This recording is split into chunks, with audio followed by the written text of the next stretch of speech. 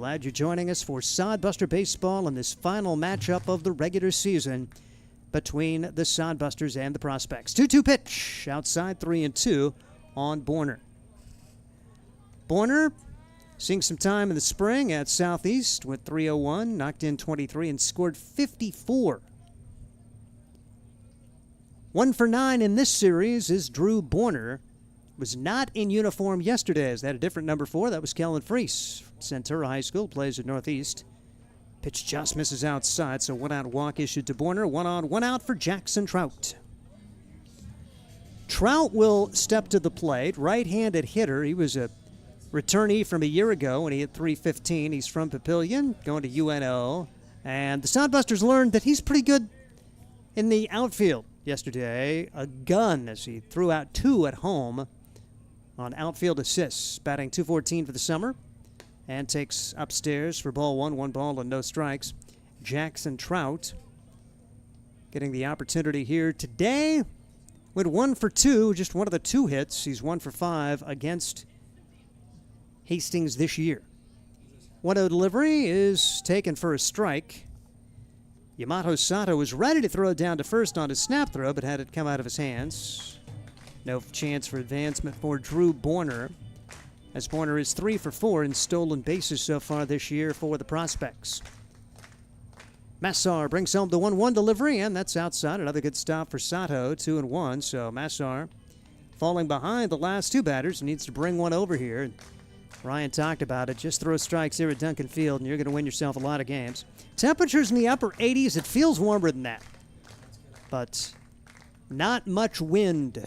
Flagged limp at the 408 side, and Massar misses again as he turns away in disgust. He's gone to a 3-1 count now on Trout. And for a team hitting only .219, this is one you really want to throw strikes against, because it's not a team you feel like at this point that is going to put a lot of hits back-to-back walks. The pop-up to begin the game, but Massar working himself into a jam, and we'll see Sato come out and get the Google Translate out and try to have a word with Massar about how to calm him down.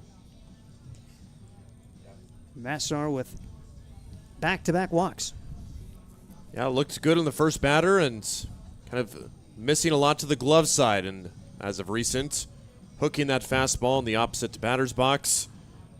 And sometimes it's just the first inning for a starter, and for Massar, who's had a few days off since his last start, sometimes just finding the feel of things again. It's a little bit different pitching on the regular mound than it is pitching out in the bullpen mound to warm up. So 2 on and 1 out as Massar looks back to second base, brings the pitch home, and it is Jacob Perrin at the plate. Perrin coming into today at .250, a triple, 4 doubles. He's knocked in 7. He's scored 12, and Perrin 7 out of 20 against Hastings this year. This series, he's gone 3 for 11 with a multi-hit game. 1-0 delivery on the way. Massar blows it right by him. 1 ball and 1 strike. Perrin on Friday went 2 for 5 at RBI and stole a base. Sodbusters have won the first 3 of this series so far, winning Thursday 10-2, then 14-3, then 9-1. Pretty similar kind of contest. Here's a shot to the right side. Vega, great range to get over to cut that off to keep it going from right field. Throws out Jacob Perrin. Got it to Borgman. Made that look pretty easy on one that was not routine. Runners advance, second and third, 2 outs now, and Corey Kozad will try to keep the inning going. Always really tough to throw on the run, especially going towards the base as well. I mean, it's not easier one way or the other, but you can very easily hook that way down the line, but Vega made it look really easy. Corey Kozad, 237 on the year, 16 runs batted in, 11 runs scored for the Southeast Community College product. He went to Millard West. Massar will now go out of the wind with runners at second and third, and the pitch is in there for a strike. If you got a really fast guy at third, Massar really deliberate coming home out of that windup. It would be fascinating to see if someone could beat the throw home, because Massar has a little double clutch when he comes out of the wind. An 0-1 delivery will be on the way. And the pitch. Pretty solidly struck. Borgman's got it over at first, and that'll do it. So the 2 walks do not hurt. No runs, no hits. 2-man left. We head to the bottom half of inning number 1. Nebraska nothing. Hastings coming up. This is Sodbuster Baseball. Let's face it, we move our bodies around a lot. And sometimes things happen. A tweak, twist, pull, strain, ache, or pain. At Fisk Chiropractic and Sports Care, their goal is to restore your mobility, keep you moving, and ensure your rehabilitation is effective, efficient, and stress-free. Do you suffer from headaches and neck pain, lower back or sciatica? Call Fisk Chiropractic and Sports Care today. Start to discover wellness through chiropractic care. Fisk Chiropractic Sports Clinic.com. Start feeling better now. At Hastings College, we celebrate all the ways you shine. From more than 20 athletic teams to band, choir, theater, and art, plus esports, creative writing, speech, and media. Join in to earn a scholarship and find your people, the friends you'll hang out and have fun with. It's what makes Hastings great. So check out Hastings College, where your experience matters, in the classroom and in the activities you love to do. Visit us at hastings.edu.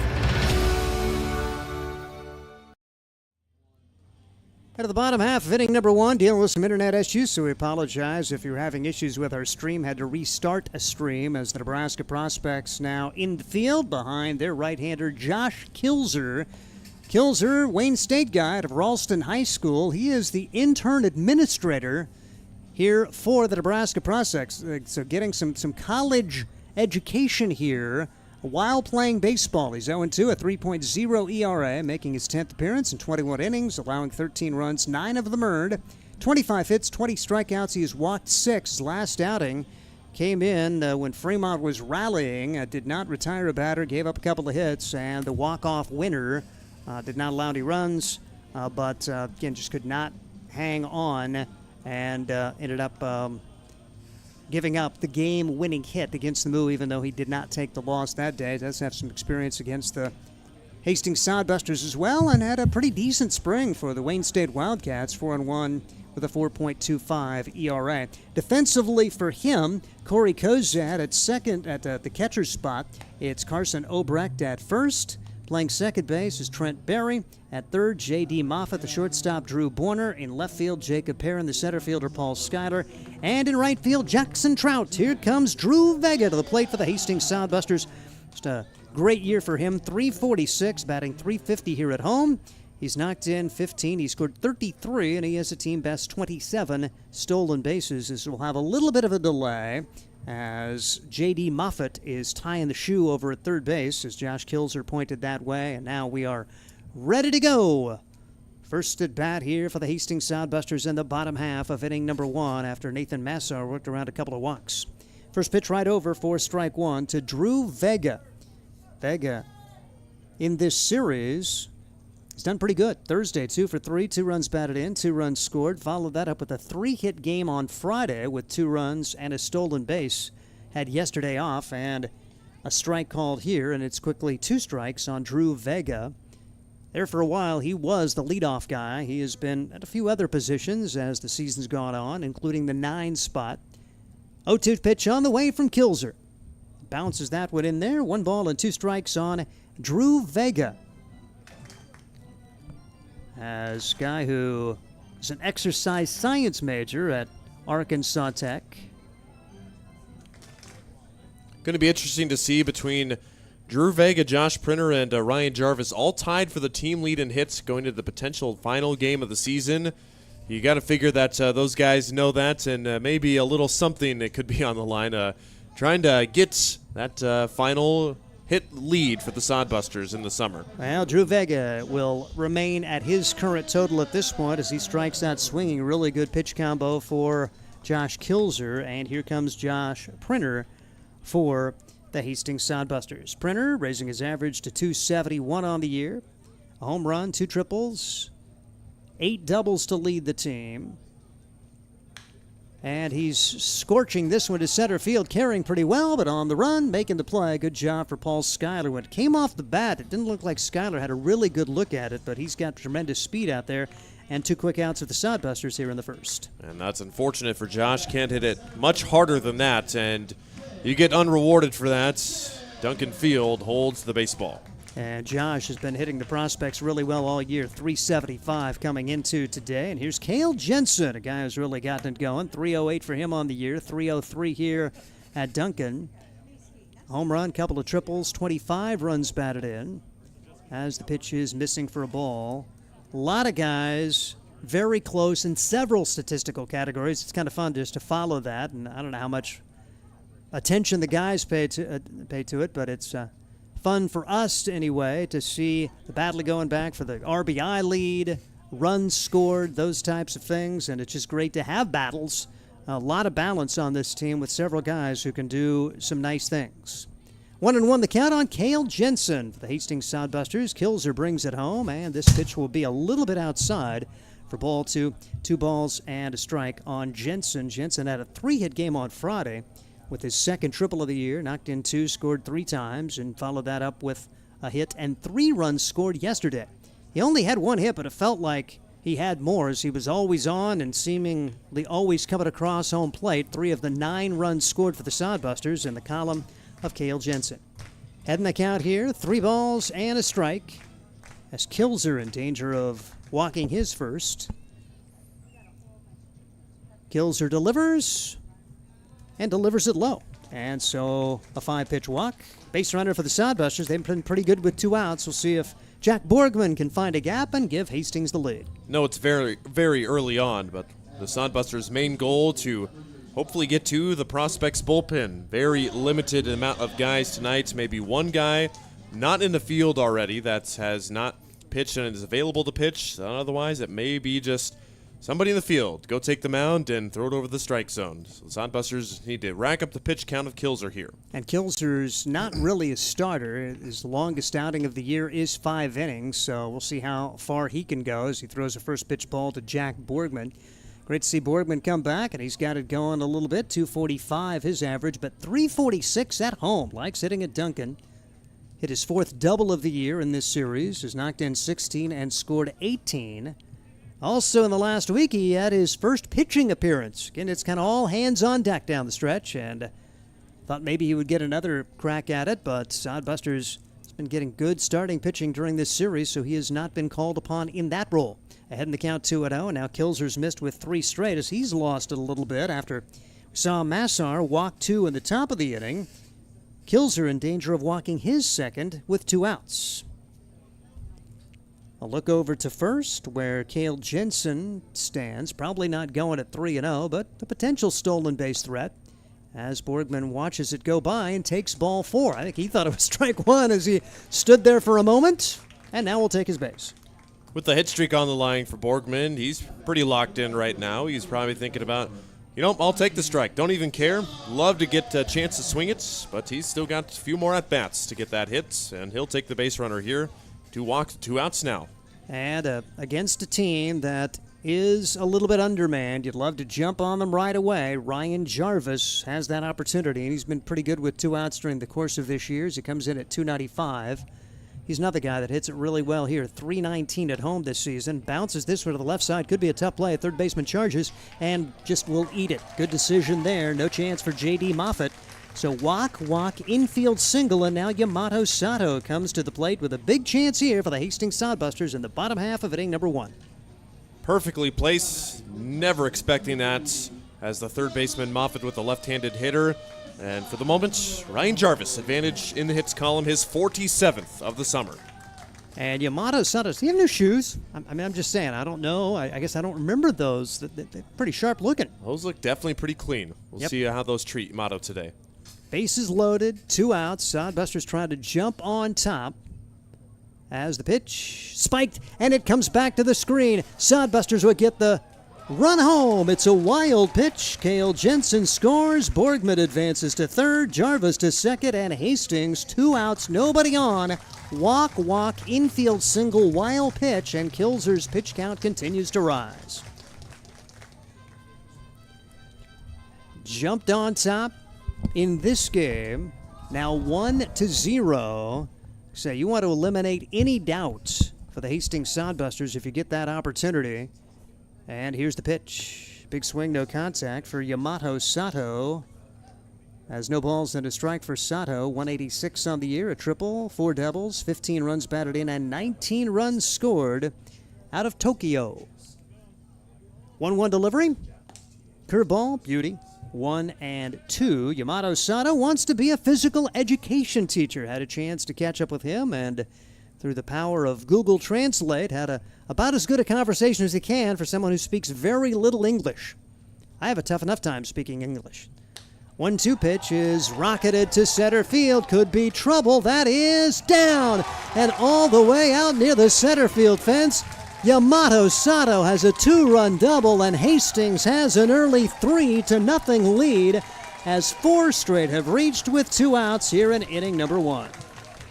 You could hear the crack of that even with the headsets on here. That was loud off the bat.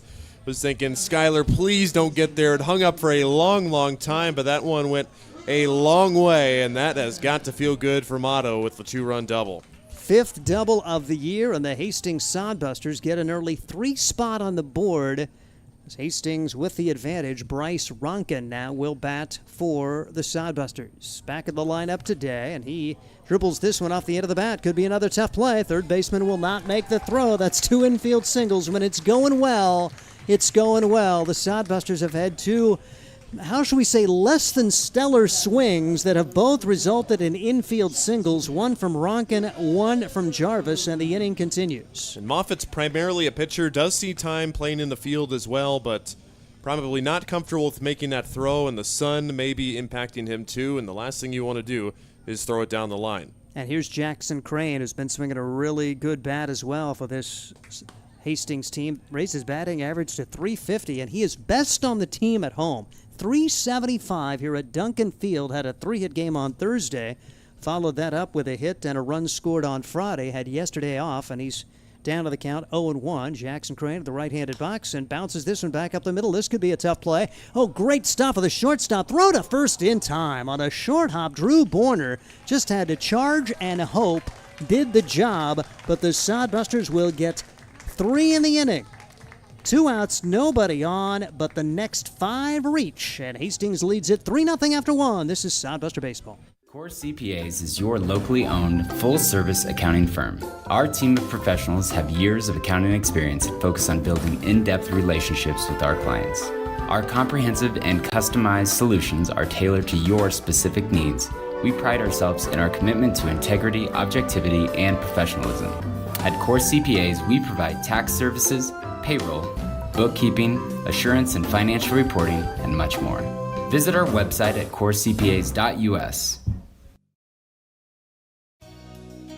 Blue Fork Kitchen features elevated comfort food in a family-friendly, fast casual environment. With a full menu, you can sit down for a nice meal or order online for pickup. From salads and wraps to burgers and steaks, Blue Fork Kitchen has your kind of food. Open Tuesday through Thursday, 11 to 9 p.m., and Friday and Saturday, 11 to 10 p.m., with a special brunch buffet Sunday from 9 to 2 p.m. Blue Fork Kitchen is located in the Cimarron Plaza, 38th and Osborne Drive in Hastings. Like them on Facebook. Bring you Sodbuster Baseball. Hastings, good go in that first inning. And Ryan, we've seen it throughout this nice little winning streak. 2 outs, nobody on. It really doesn't matter. 2 outs, nobody on. Yep, yeah, exactly what you said, Steve. The guys, they have gotten it done. There were multiple occasions in that first game of the series when the Sodbusters went 2 up, 2 down. Then the next 3 or 4 reached, they pushed across at least 1 run. Same thing happens tonight, and it really got to feel good. 3-0 Sodbuster lead. For the other game, we're keeping track of Spearfish and Fremont. Official word from the Spearfish live stream is that they are resuming play any minute now against Fremont, and they're still in the top of the first inning. So they will be just a little bit behind us.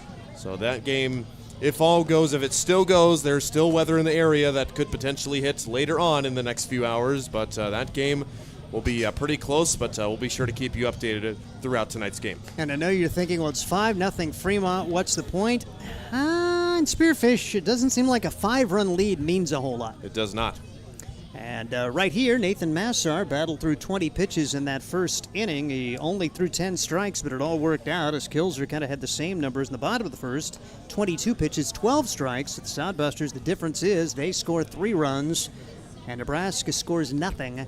As Hastings want to eliminate any doubt against a team that's a little undermanned anyway, and that's a pretty good start for the Hastings Sodbusters, not giving up anything at the top of the inning and then really making it pay. Yamato Sato, the big 2-run double, the other run scoring on a wild pitch. Cale Jensen scoring the first run for the Hastings Sodbusters, and all of it coming with 2 outs. Now it will be Trent Berry, second baseman. And Barry out of Wahoo, Northeast Community College. Braden Cork's roommate at Northeast Community College, and he is batting .239 for the summer. 4 for 19 against Hastings, went 0 for 4 yesterday with a run scored. He's 1 for 9 in this 4-game series as the Sodbusters have dominated, looking for a 4-game series sweep. Pitch is missing outside. Last year, it was a sweep for the Sodbusters toward the end of the year against the Prospects, but it really didn't mean a whole lot for either team. But Hastings just playing really well down the stretch. A team that was pretty outmanned and outgunned by the Prospects a year ago, and they went 4-5, which was a tremendous accomplishment against that talented crew as the count goes to 1 ball and 1 strike against the beer batter, Trent Berry. 3-0, Sodbusters in the second. Must win for Hastings and rooting for Spearfish out in the Mountain Time Zone. 1-1 delivery. Fouled away. 1 ball and 2 strikes on Trent Berry, so a strike away from the beer batter going down here as Trent Berry takes his time, steps in, and is ready to go as we see Gabe Shemwell coaching down at third, a Gretna High School and Sioux Falls University grad. Off speed a little bit too high, 2-2 the count now on Berry. Shemwell, one of the highlights of this series.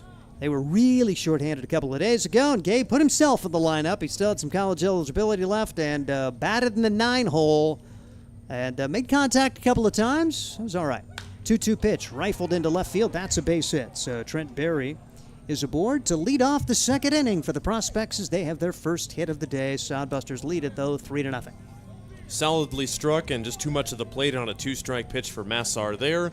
But credit Berry for being all over that one, and Prospects already have half of their hits that they did the entire contest last night. J.D. Moffitt, Northeast Community College, Millard West guy, looks for his first hit of the season. 0 for 19 coming into today, 0 for 7 against the Hastings Sodbusters. As the first pitch, right in there for strike 1, no balls, and a strike on J.D. Moffitt. Millard West and Northeast Community College, he's a two-way guy, and he is a guy that maybe has a chance to pitch. He did pitch Thursday, went 3 innings. Not sure if his pitch count would allow him to pitch today, but see, they're pretty short on arms, and it may be all hands on deck in their final game of the season if he's eligible to pitch, as you got your pitch count restrictions that you have to follow here in the Independence League. 0-2 pitch on the way. Off speed, outside for a ball. 1-2 on Moffitt is just visiting with their guys. Pitcher only in the 7th spot, pitcher only in the 8th spot, pitcher only in the 9th spot. Although, like I say, Moffitt's had some at-bats this year. And takes strike 3, and he knew it. And 1 on, 1 out for Carson Obrecht. Painted fastball there, and Massar really living around that outside edge to the left-hand or the right-handed hitters early on in the ball game seems to be a theme for him. If he can mix in a good breaking ball out there too, should be pretty successful. Pitch taken for a strike by Carson Obrecht. Obrecht, one of those pitching-only guys, as he got his first at-bats of the year against Hastings yesterday and went 0 for 3. Played good first base, though. I had a chance to talk to him before the game. First time he's really played in the field in a couple of years, and he had the wrong shoes. He said, the turf shoes work a lot better. He only had the metal spikes and had no traction, and we saw him slip a few times, but made every play he could at first base. I think he got every out. They may not have always been pretty, but I think he was pretty proud of his effort yesterday in the field, playing first base for the first time since high school. Count 1-1 with 1 out and 1 on for the Prospects. Hastings leads at 3-0 in the second. And a pretty decent lead. No go. Pitch taken for a ball. 2-1 the count on Obrecht. Carson Obrecht, he is a Millard North guy and goes to Wayne State. As the count 2-2 now on Obrecht. Massar takes his time and brings it home. Fouled back to the screen. Count remains at 2-2 on Obrecht. Starting first baseman today, and you've got the DH, who's another pitcher-only guy who saw his first at-bats of the season earlier in this series. Massar, 2-2 pitch on the way.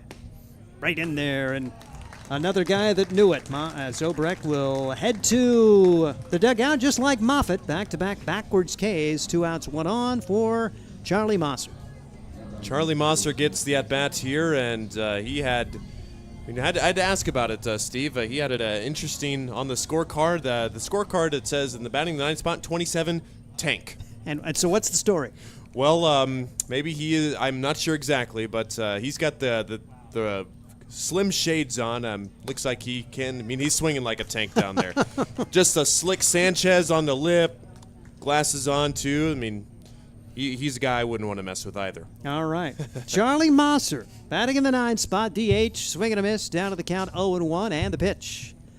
Off speed and swung on and missed 0-2. Mosser had his first at bat on Thursday, went 0 for 1. He pitched in that game as well, as they did not have a DH on Thursday. All the pitchers hit for themselves.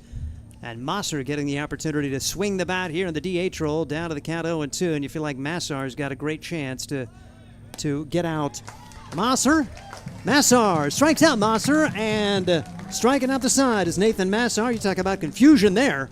Massar gets the better of Mosser, and that'll do it for the second inning. No runs, 1 hit, 1 man left for the Prospects. We head to the bottom half of the second inning. Hastings 3, Nebraska nothing. This is Sodbuster Baseball. Sodbuster Baseball is sponsored by Jerry Spady Chevrolet GMC. It's one of the many ways Jerry and Greg Spady, along with their families and employees, have proudly embraced a passion for giving back to the community. The folks at Jerry Spady Chevrolet GMC realize the importance of enriching and improving the lives of their neighbors. They've accomplished this through philanthropy and active personal involvement. Featuring the top new and used inventory in the region and a certified service department, Jerry Spady Chevrolet GMC, 2750 Osborne Drive East in Hastings, or at spady.com. Make your next pit stop at the Coach's Corner. A friendly staff and a deep lineup of snacks. You can find Coach's Corner in North Hastings on Osborne Drive East. More than just a gas station, Coach's Corner is the place to get delicious pizza made fresh for you and your family. Don't take our word for it. It's so good it'll be featured at selected Sodbuster home games this season. For a convenient and clean experience, be sure to check out the new convenience store in North Hastings, Coach's Corner.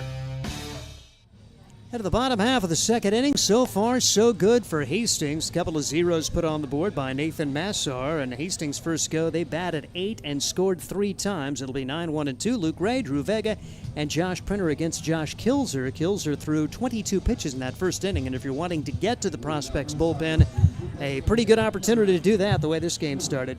Here comes Luke Ray getting an opportunity to be the DH after his solid game yesterday when he went 2 for 5 and knocked in 3, pushed his batting average to 206 with 10 runs batted in.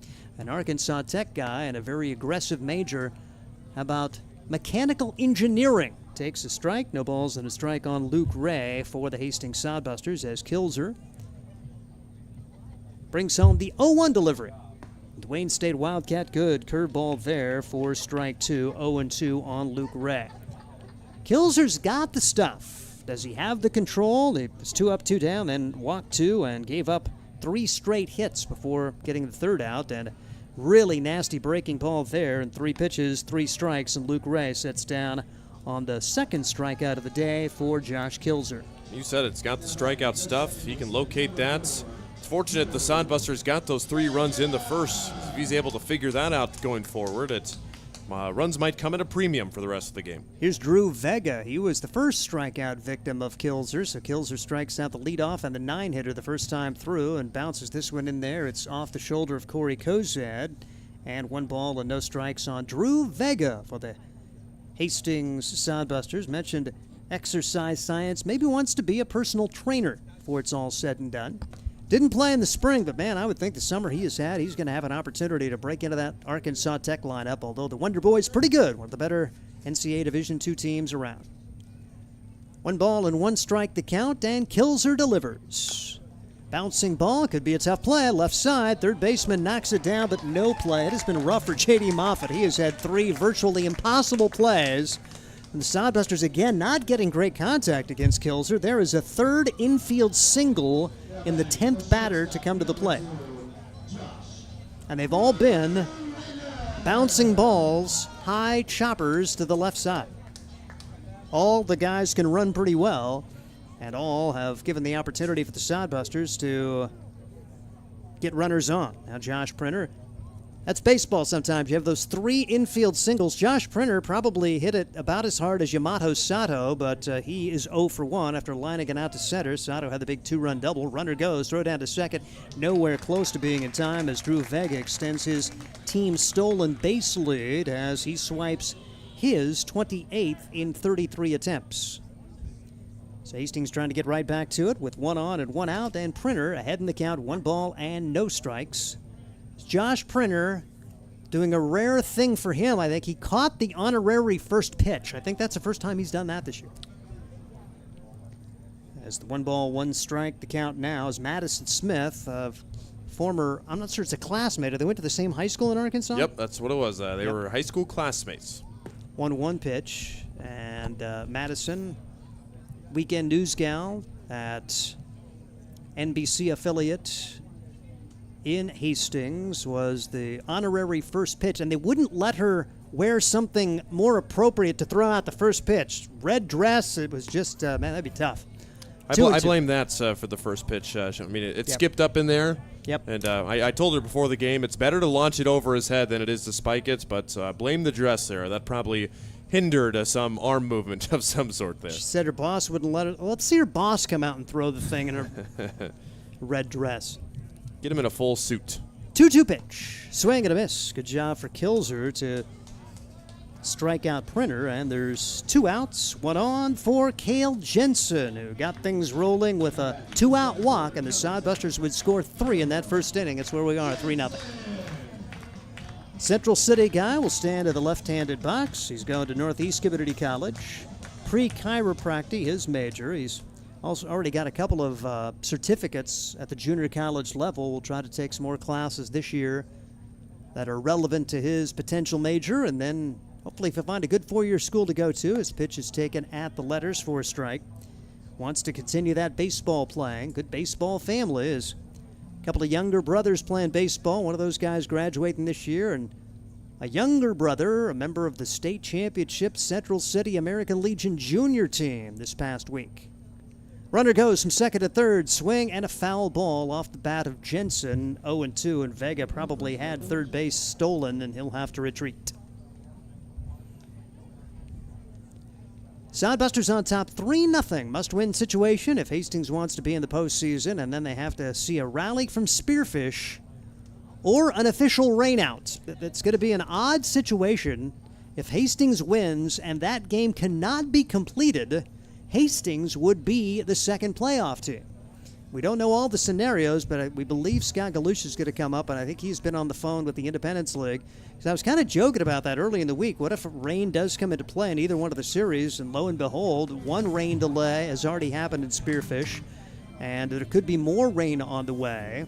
When do games have to be complete? Because, these guys have to get back to their colleges. You can't really wait too many days, so be fascinating to find out those types of things. 1-2 the count. Vega jockeying back out there at second base. Does not go. And the pitch a little bit low to Cale Jensen. 2-2 the count. Runner in scoring position. Any hit to the outfield will score Vega from second and give Hastings a 4-run lead. 3-0 in the bottom of the second. Alrighty, the Sodbusters putting some heat on Kilzer, who has already thrown 37 pitches, and we're not through the second inning. 2-2 delivery. Good curveball, and Jensen gets a piece of it and fouls it straight back. It remains 2 balls and 2 strikes. Hastings Sodbusters and the Nebraska Prospects. Sodbusters going in the black jerseys today with the gray pants. Still go with the green socks. The gold bands on those. 2-2 the count with 2 outs. Runner at second. Sodbusters with the early lead. And Kilzer brings home the pitch. Curveball hit pretty well by Cale Jensen, but no problem out there in right field for Jackson Trout. And the Sodbusters are turned away. No runs, 1 hit, 1 left. We head to the third inning. We'll hear from Ryan when we come back. 3-0. This is Sodbuster Baseball. There's nothing like relaxing on a summer day. Nothing like taking in a Hastings Sodbuster baseball game. And there's nothing like an ice-cold Pepsi to make the day perfect. Pepsi Cola of Hastings wants to make your nothing like be the best day it can be. whatever the occasion. Enjoy your favorite refreshing Pepsi product throughout the Sodbuster season and make your nothing like memories. Pepsi Cola of Hastings, a proud sponsor of Hastings Sodbuster Baseball. Hi, I'm a baseball umpire. My job can get pretty stressful. I have to keep my eyes open at all times, and if I don't make the right call, people boo me. So to relax, I visit a Nebraska lottery retailer like this one and buy some scratch tickets. It always calms me down. Hey, you cut in line. I did not. All right, you're out of here. Hey, he didn't cut. All right, you're out of here. I feel better already. The Nebraska Lottery. Top prize odds vary by game.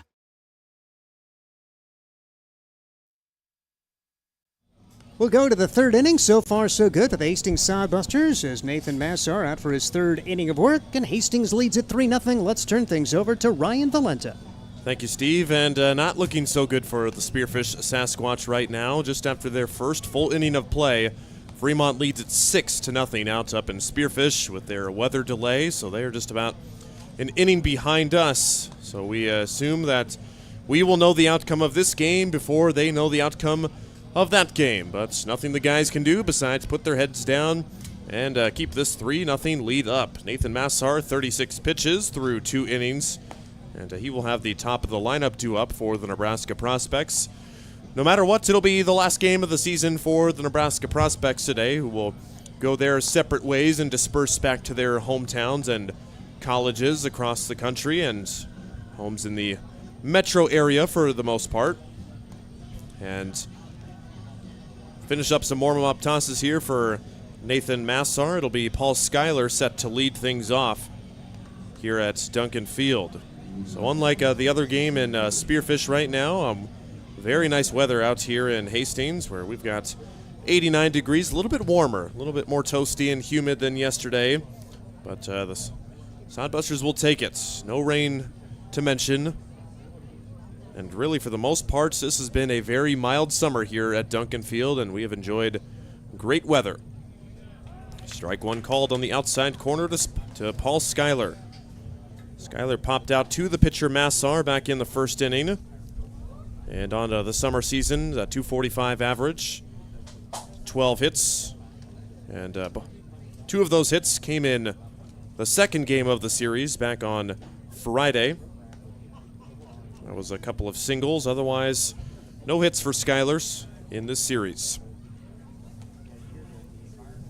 Massar misses with a pitch. Now it's a 1-1 pitch. Fouled back to the screen, 1 ball and 2 strikes. Paul Schuyler, 12 hits this summer, 2 of them doubles. And one of the guys that is up there in stolen bases, they lost one of their best hitters, Blake Stanger, for the remainder of the season, who went back home, and he was pretty much their top offensive guy and their top base stealer in every category. 1-2 hit on the ground softly to the left side. Bryce Ronkin with the hose over to first gets him in just in time. And Paul Schuyler grounds out to start off the third inning. 5-3 if you're keeping score at home. So far, been a pretty straightforward game. Sodbusters using some 2-out magic in the first inning. Prospects, they've gotten a few base runners, but haven't been able to do anything with them yet. Massar will face Drew Borner. He swings at the first pitch and launches it towards the parking lot. No balls and 1 strike. Borner got yesterday off in the series. On Thursday, he went 1 for 4, and then on Friday, he was 0 for 5. So 1 for 9 so far this series. He walked and was left stranded at third base in the first inning. Breaking ball stays high and tight, 1-1. For your fans watching at home who has come out and supported the Sodbusters at Duncan Field this summer, we tip our caps to you and say thank you very much for supporting the cause of these summer baseball players in central Nebraska, and what a season it has been. Like we've said, no matter what happens, win or lose tonight, and the Spearfish or Fremont win or lose, this will be a season that the Sodbusters will look back on for quite a while. The fact that they're talking about playoff contention the day before the season is over is a healthy sight. Line drive into right field. It's in there for a base hit for Drew Borner, his second hit of the series, and it's a one-out base runner for the Prospects. Put it in perspective, the Hastings Sodbusters, in their 6-year history, had never been more than 6 games over 500 at any time. They are 13 games over 500 and trying to make it 14 to close the season. Super, super cool. And we got to the 11 games over 500 earlier in the season, or just a few games ago, and also earlier in the season, so 2 separate times. Sodbusters have eclipsed that mark, and season with a lot of good Division I talent, and even the guys playing at the Division II ball and even the community colleges, they have played a crucial role in the Sodbusters' success this summer. Popped in the air by Jackson Trout. Shallow left field. Josh Printer, the shortstop, going out. He will make the catch about 10 feet in the outfield, and Borner retreats to first. It's 2 down in the inning, and Trout's retired for the first time. And that's nothing against last year's team, but Hastings, I know that heading into last year, there was a lot of guys that they were hoping to get, but there's so much more depth in both position players and pitchers this year, and that's one of the reasons that this Hastings team has had a good season. Jacob Perrins, the batter, with 2 outs. Borner with the big lead, but not going at first. Swings at the first pitch and hits it to deep right field. Crane going back, still going back, and settles under it just as the ball gets there. Makes the catch for the 3rd out of the inning as the Prospects strand a 1-out single. They get 1 hit, 1 left, and no runs across after 2.5, 3-0 Busters. Bottom of the 3rd after this. Core CPAs is your locally owned, full-service accounting firm. Our team of professionals have years of accounting experience and focus on building in-depth relationships with our clients. Our comprehensive and customized solutions are tailored to your specific needs. We pride ourselves in our commitment to integrity, objectivity, and professionalism. At Core CPAs, we provide tax services, payroll, bookkeeping, assurance and financial reporting, and much more. Visit our website at corecpas.us. At Hastings College, we celebrate all the ways you shine. From more than 20 athletic teams to band, choir, theater, and art, plus esports, creative writing, speech, and media. Join in to earn a scholarship and find your people, the friends you'll hang out and have fun with. It's what makes Hastings great. So check out Hastings College, where your experience matters, in the classroom and in the activities you love to do. Visit us at hastings.edu. Bottom of the 3rd inning, and the Prospects back out on defense with the arm of Josh Kilzer. Scott Galusha, general manager, co-owner, saying his thank yous for the season, for the ownership and the players, and of course the fans here at Duncan Field. Appreciate everything that everyone has done for the Sodbusters team this year, and especially in the multiple years past of the relatively short Sodbuster team history.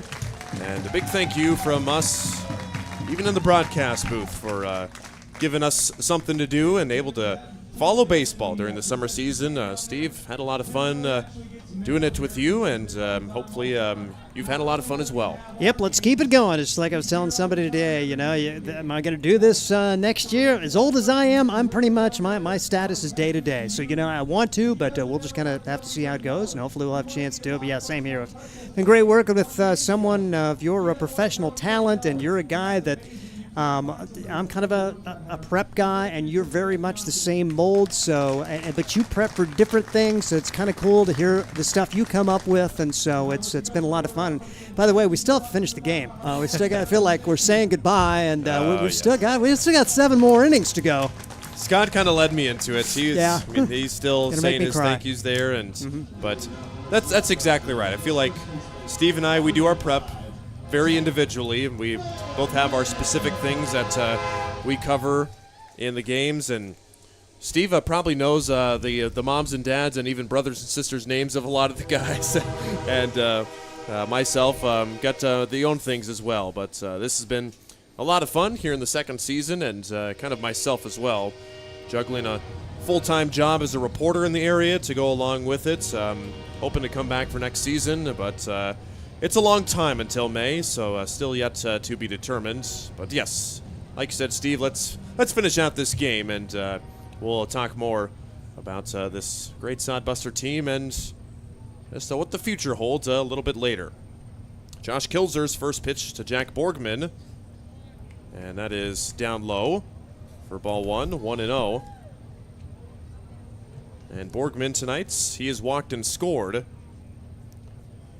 And it is 1 ball and no strikes. The Norfolk native takes strike 1 on the outside corner. Got to meet Borgman's dad the other day, right at the end of the game, and said that he figured out the day of, I think it was the first or second game of the series when Jack was playing, and him and Borgman's mom, they packed things up and they went out and came out here to watch Jack play. And Norfolk, not too far of a drive, and appreciate the Borgmans coming out showing supports. Now, is that what are we seeing out there, Steve? That is Gabe Shemwell out in right gosh. field. I saw the head coach come and talk to the umpire, and then we got a text from Andy. Said Gabe is going to one of their guys. Well, there was an issue with one of the players, and so Gabe is out there playing in right field, and they are going to allow the player to re-enter. We're just not going to say why, but it's kind of an interesting situation. So last day of the season, they kind of worked things out, and Shemwell's going to go out there. Normally you don't have re-entry, but they're gonna. So we'll probably see Jackson Trout out there a little bit later on, but I think he's getting a little breather in right field at this point. All right, we're going to make sure that we maybe visit Gabe out there and right, see how his arm holds up out there. Right back up the middle, Borgman with a seeing-eye single right off the shoe tops of Josh Kilzer for a base hit. Well, that's one thing about it. You know, the guy that was playing right field has a tremendous arm. And here he comes back in. So we're going to make a sub mid-inning right there, and that's not even Jackson Trout, the original right fielder. So, yeah, there's been some adjustments here. Here we go. Here's the carousel. Passing gloves around. And so we see Paul Schuyler's going out to right field, and then he was at second base there for a moment. Yeah, I'm not sure. We haven't got it quite all figured out. But the Sodbusters one way have a runner at first. Last day of the baseball season, and we'll try to get it all sorted out. Well, it's better than waiting around for whoever to do whatever to get back into the playing field. So, yeah, that's Schuyler out in right field now. I believe Moffitt moved from third to second. That might be Trout out at third now. Okay. But Borner's still at first, and Borner's still at short. Obrecht's still at first. Swinging is Ryan Jarvis, fouls it off 1-0. Again, we appreciate the prospects. They for these guys to come out here and play when they come in at 7-24 to get a group together to make this final road trip. We appreciate the guys who are here and doing what they can to give the Sodbusters a good game. Jack Borgman with a healthy lead at first base. And there he goes. Pitch is outside. The throw down from the catcher is not in time. Jack Borgman, the tall guy, he steals the base. Borgman, only his second stolen base this summer. And he was itching to do it. He was leaving farther and farther away to steal the bag. And picks the percentage up a lot. Now 67% for the year instead of 50%. Also Jack Borgman. Well, Ryan Jarvis first lofts it in the air to center field. I think this actually might be Jackson Trout. Yeah, that's Trout out there making the catch. Okay. And he throws it in to the infield, and that's a loud out for Ryan Jarvis on the pop-up. First out of the inning.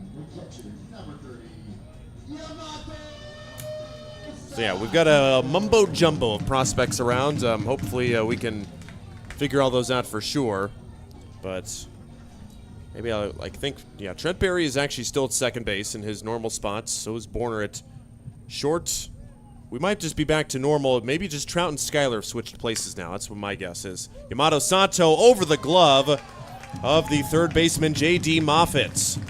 And Mato has got another base hit here, and he is 2 for 2. First and third with one out. Yamato Sato wasting no time picking on the first pitch. I think you're right. Trout out in center field. We saw Trout with a couple of outfield assists in right yesterday, but they had to make a little bit of an adjustment for their defense for a couple of batters, and hopefully they're back to their number one lineup at this point. So we're going to go with Jackson Trout and Paul Schuyler switching places in center and right field now. Popped up by Bryce Ronkin into left field. Will it be deep enough? Jacob Perrin makes the catch and having trouble with it. He'll have no trouble. Coming home is Jack Borgman. And he is an RBI sac fly. Bryce Ronkin drives home one. It's 4-1. I know Ronkin was a little disappointed in that swing, but doing exactly what he needed to do. A little tack-on run there. And Borgman, the stolen base, getting him into scoring position, advances on the single from Sato, and that's good baseball. And the Sodbusters not done yet. They try out for some two-out magic with Jackson Crane. Jackson Crane, he has put together a few multi-hit games, and 3 out of the 4 of them he has hit 3 or more hits. He's got a couple of 4-hit games to speak of as well. First pitch to him, a high chopper off the plate. The shortstop, Borner, has it go over his glove. An awkward spot, and the Sodbusters are chop ground ball. They're chop ground balling the prospects to death here in the early parts of this game. Yeah, Josh Kilzer just got to wonder what it's going to take for him to get outs, because he has had so many balls just chopped right into the turf. Virtually all of them have been singles. That is the 4th time that the Sodbusters have had a high chopper go for a base hit tonight. It's first and second with 2 outs, and Luke Ray takes a pitch outside for ball 1. Luke Ray struck out swinging his first at-bat in the 2nd inning, and Ray getting the start at the leadoff spot tonight, recorded his first multi-hit game of the year with 2 hits yesterday. Pitch bounces in front of the plate, gets away, back to the screen. Both runners move up to 2nd and 3rd. You wonder how close to the end of the day. I'm sure they'd like to get more out of Kilzer, but he hasn't thrown more than 5 innings this year. He's up to 50 pitches. We're in the 3rd. They'd probably love to get 5 innings out of him today with that team being a little bit shorthanded. Now, Josh Kilzer, mainly a reliever type of guy. He's thrown up to 74 pitches, but that was all the way back on June the 7th.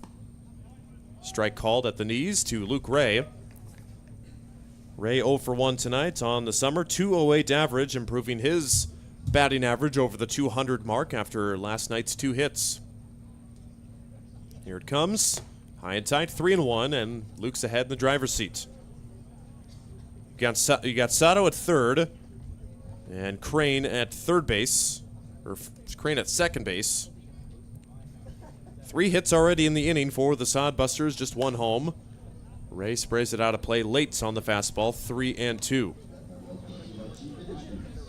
Yeah, Kilzer's pitched 54 pitches a couple of times exactly, in addition to that 74, so he is already over that 2nd most pitch mark. 74 the most. Counts full, 3-2 with 2 outs.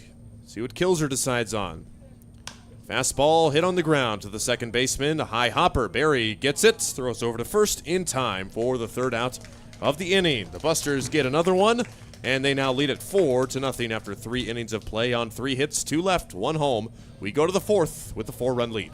Sodbuster Baseball is sponsored by Jerry Spady Chevrolet GMC. It's one of the many ways Jerry and Greg Spady, along with their families and employees, have proudly embraced a passion for giving back to the community. The folks at Jerry Spady Chevrolet GMC realize the importance of enriching and improving the lives of their neighbors. They've accomplished this through philanthropy and active personal involvement. Featuring the top new and used inventory in the region and a certified service department, Jerry Spady Chevrolet GMC, 2750 Osborne Drive East in Hastings, or at spady.com. There's nothing like relaxing on a summer day. Nothing like taking in a Hastings Sodbuster baseball game.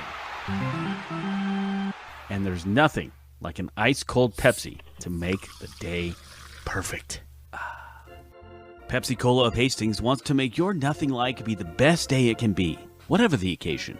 Enjoy your favorite refreshing Pepsi product throughout the Sodbuster season and make your nothing like memories. Pepsi Cola of Hastings, a proud sponsor of Hastings Sodbuster Baseball.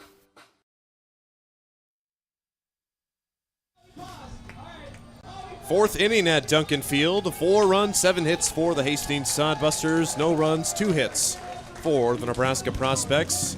Nathan Massar back out on the mound for his 4th inning of work and has now a 4-run cushion to work with.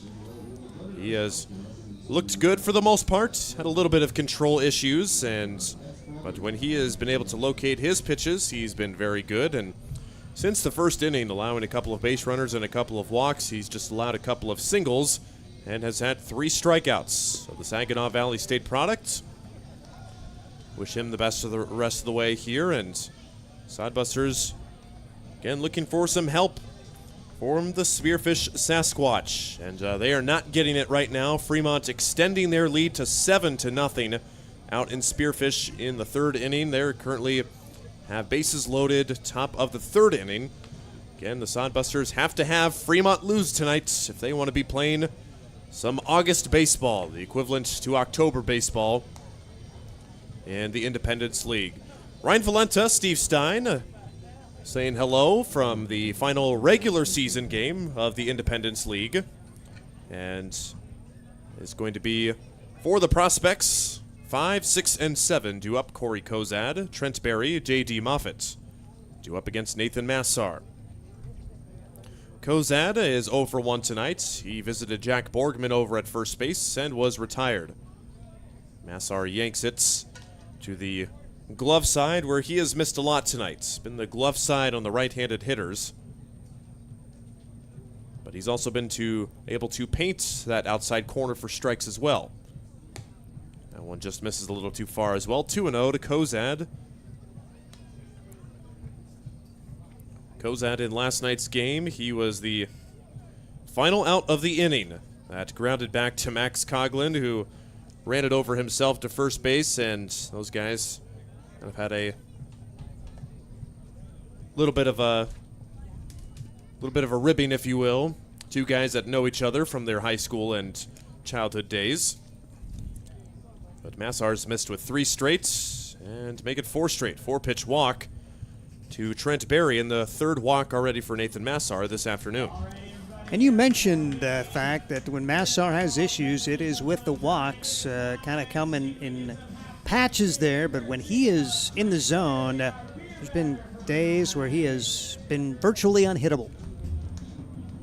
Massar's season high in walks has been 5, and that has come on 2 separate occasions, but those were in his first 2 starts of the year. Since then, he's kept them under control pretty well. Here's Trent Berry, the beer batter tonight. Sodbusters making him the beer batter for 2 consecutive nights. He struck out in his final at-bat in the 9th inning, so he obliged as the beer batter, but a little too late for the fans to redeem the beer batter special here at Duncan Field. So Massar's missed with 5 straight, make it 6 straight. He has yet to find the strike zone this inning.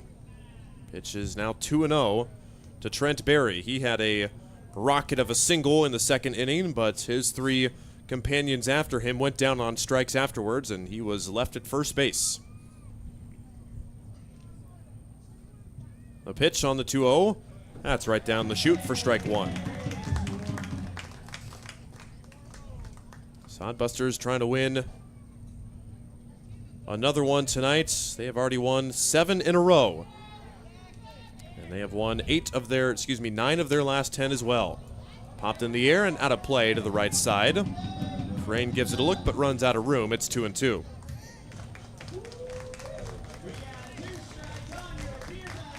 The Sodbusters, in their last 4 losses, they lost each of those games by 2 or less runs.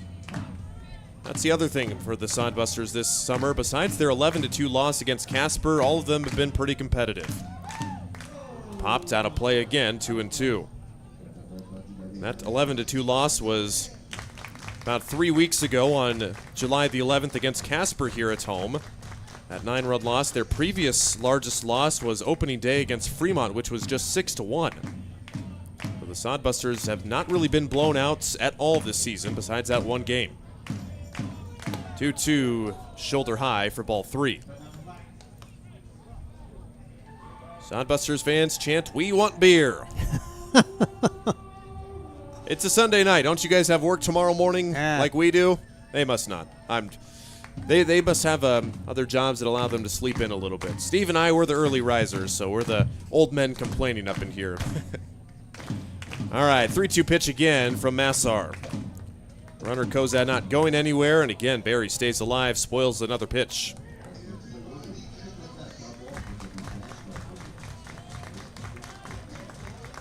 Sodbusters up there with that second half record. And really pretty much all of the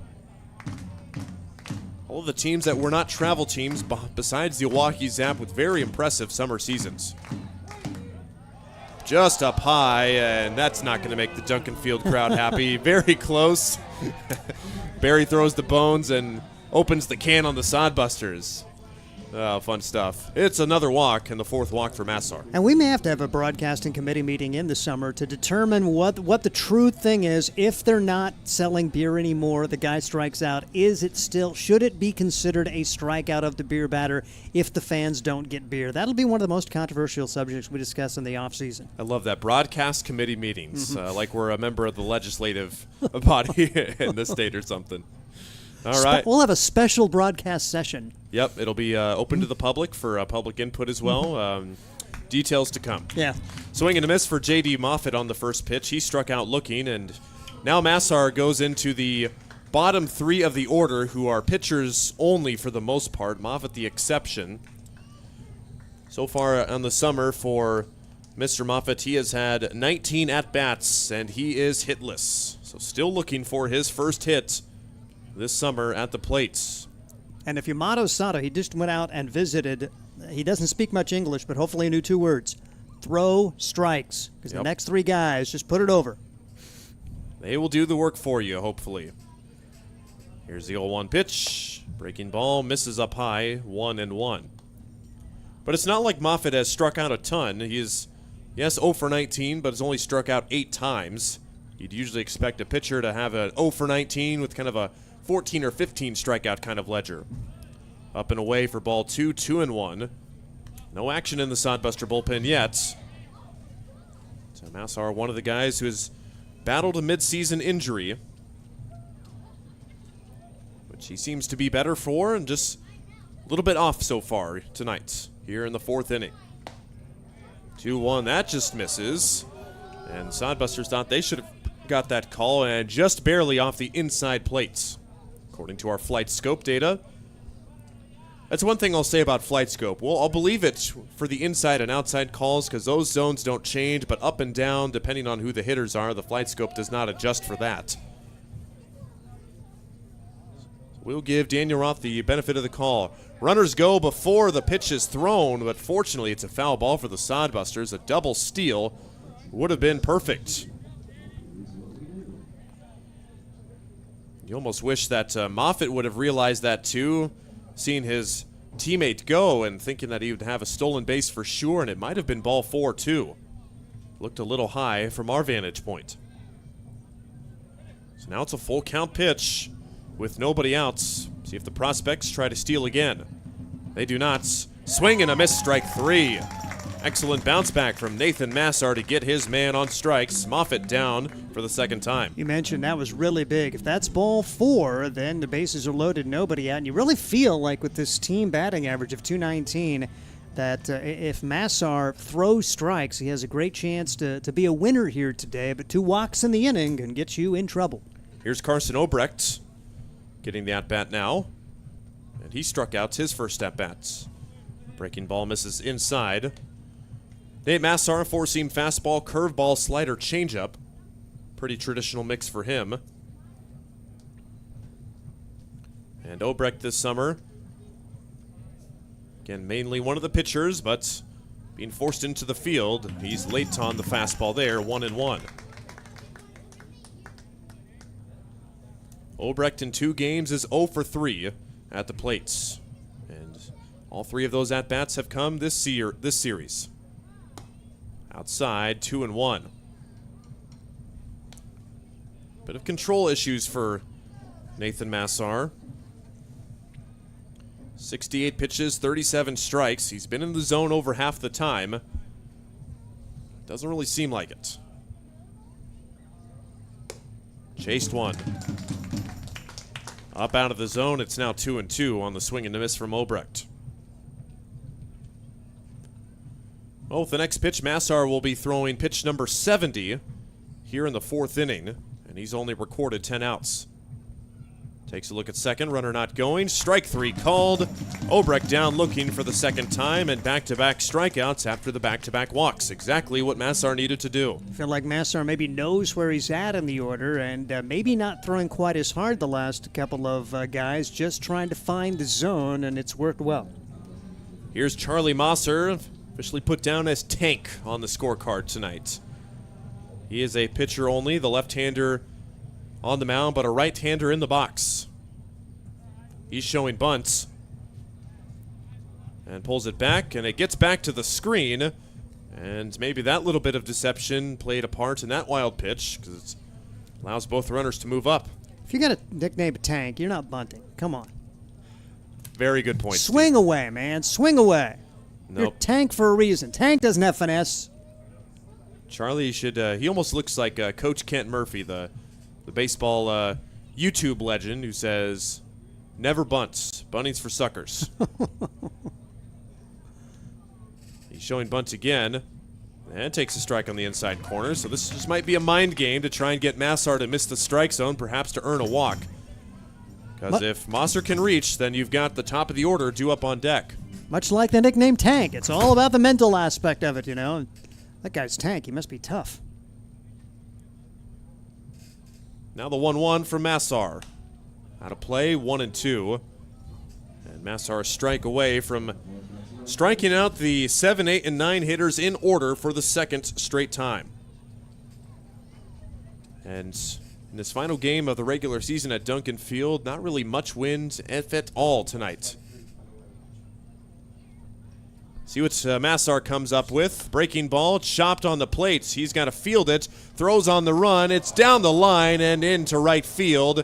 That will score 2 runs. And Mosser digging around second on his way to third. The throw from Crane will not be in time. It's 2 runs across for the Prospects on one where Massar could have been out of the inning. Instead, the lead has been cut in half. It's 4-2.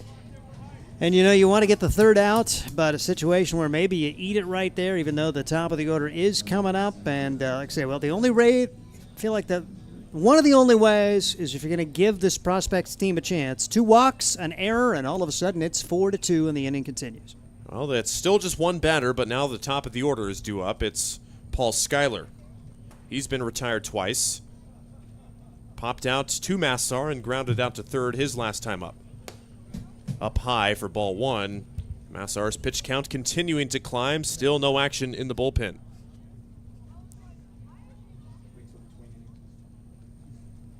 Mosser down at third. Dancing off, trying to induce a balk from Massar, who pitches ball 2 downstairs. It's like the major league thing, you know, when the guy called a shot and then bunted. That's kind of had that feel, you know. It's fake bunt, then you just chop one and all of a sudden you're at third and 2 runs are home. Well, It was the way he planned it was about time the Prospects got one of their guys on a swinging bunt almost. Massar, 2-0 pitch. Inside for ball 3, and it missed by much.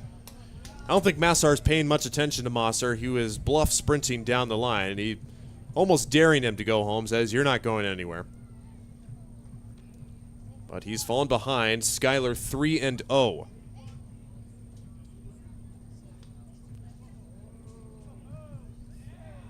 Here it comes. Right down the middle, strike 1. Massar's got good velocity tonight as well.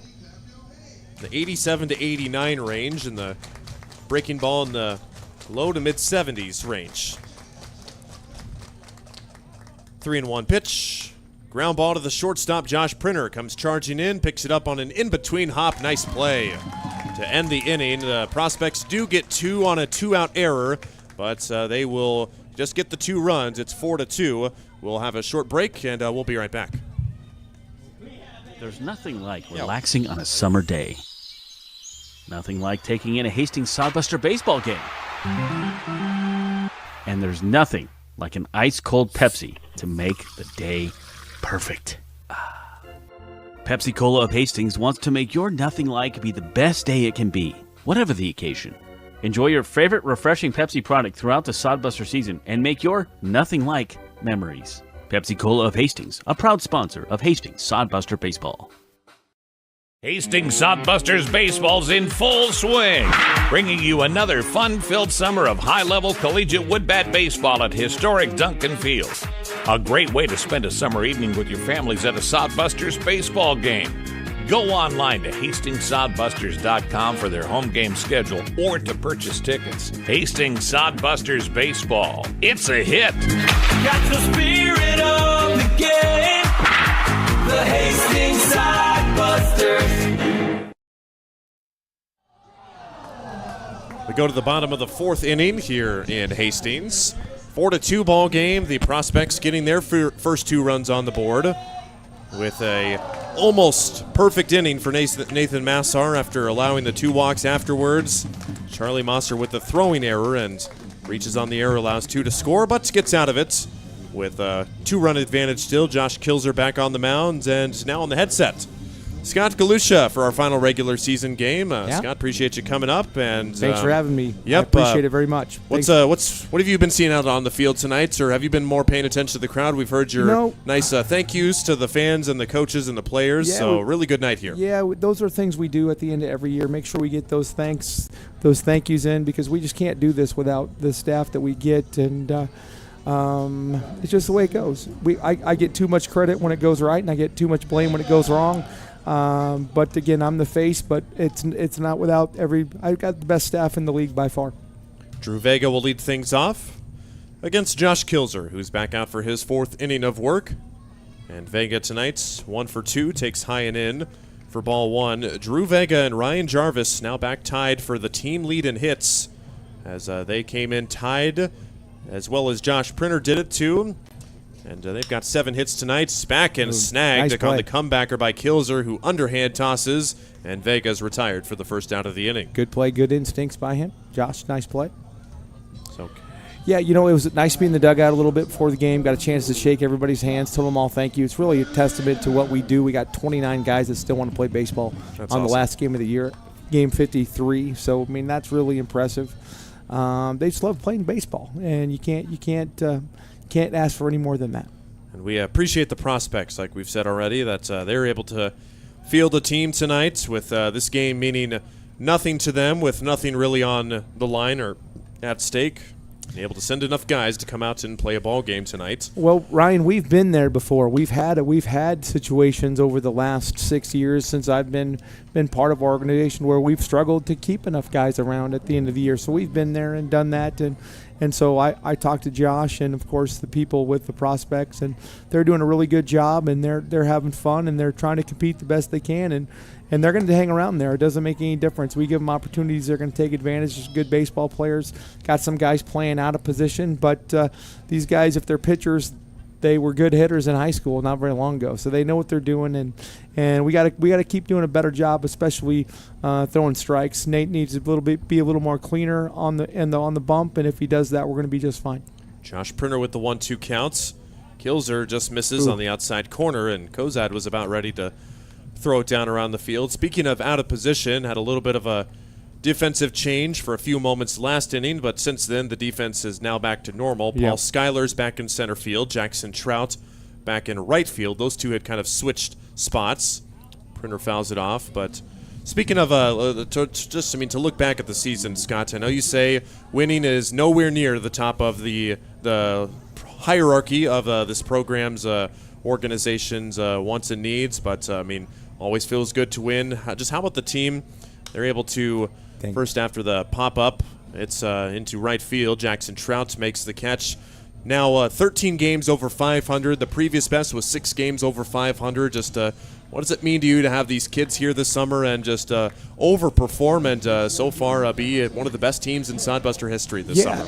I think it is the best group. Maybe not the most talented group we've had. I think we had a couple teams a couple years back that were super talented, but these guys are close. And you hear lots of coaches say that over the years. And let's go, Cale. Cale Jensen, love to see him put a good charge in one with no wind out tonight. And, we can ask. No. But, don't want him to try to hit one out because it'll just be a fly ball. He's a great hitter. If he just tries to say, if he stays gap to gap, he's really good. If he gets pull happy, he gets a little bit of trouble. But anyway, back to these guys. It's a great group of guys. They all hang out together all the time. Leo was back. He had surgery a couple weeks ago. He can't play. He wanted to come back and hang out with his boys, and that's pretty cool for somebody. There you go. Solid little swing there. Didn't try to do too much. That's what we're trying to get out of Cale, and that's what's going to make Cale a Division I hitter if he wants to be that. Is not don't have to swing for the fences every time. He has that ability, but putting good swings on the ball is going to get that swing and miss percentage down, and thus that average is going to jump, and he's going to look real attractive because he's extremely physically gifted. He has been on a tear. He now extends a streak to 3 games for a hit streak, and he has now had a hit in 9 of his last 10 games. Here's Jack Borgman, another guy who's gotten hot as of recent. Again, another kid that left for a while and said, I want to come back, hang out with my friends. Is that okay, Scott? Absolutely. And so that what we have here, Ryan, and obviously I'm biased, and I love those guys out there in black today, but we got a family here. These kids get along, and we have the greatest group of host families in the league. I would put our people up against anybody. They love these kids like their own. And, I always say winning is not the most important thing, but we can do it. We're still getting the quality of people that we get as baseball players, and we're doing that this year. And hopefully things will go our way. Right now it doesn't look very good up north, but I know Spearfish can score runs in bunches, so hopefully they'll get the bats figured out, because right now they're not looking too good at the plate, and Fremont's got a pretty good-sized lead.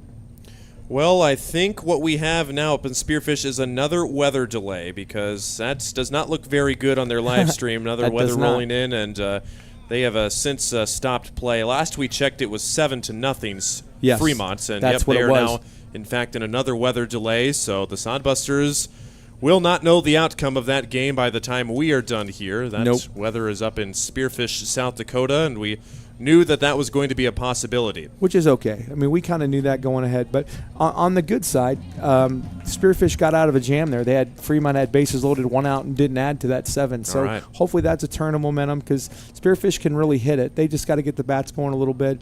And I still don't think, and I know it's only, 8 o'clock at night, I don't think 7 runs is going to win that game. It's just a matter of we got to get Spearfish to help us out a little bit. Yep, Fremont was up 5-0 last night, and Spearfish came back, and they came back from multiple deficits last night, albeit it's not a 7-run deficit, but still, that game is not over until the Sasquatch sings, or is it the bovine sings? Something like that. 3-2 pitch to Borgman in the turf ball 4, and that's another thing these guys on offense have done. They've done a really good job at working pitch counts. They're not going down looking, and when they're striking out, if they are striking out, and working the pitch count full and earning some much-needed walks here.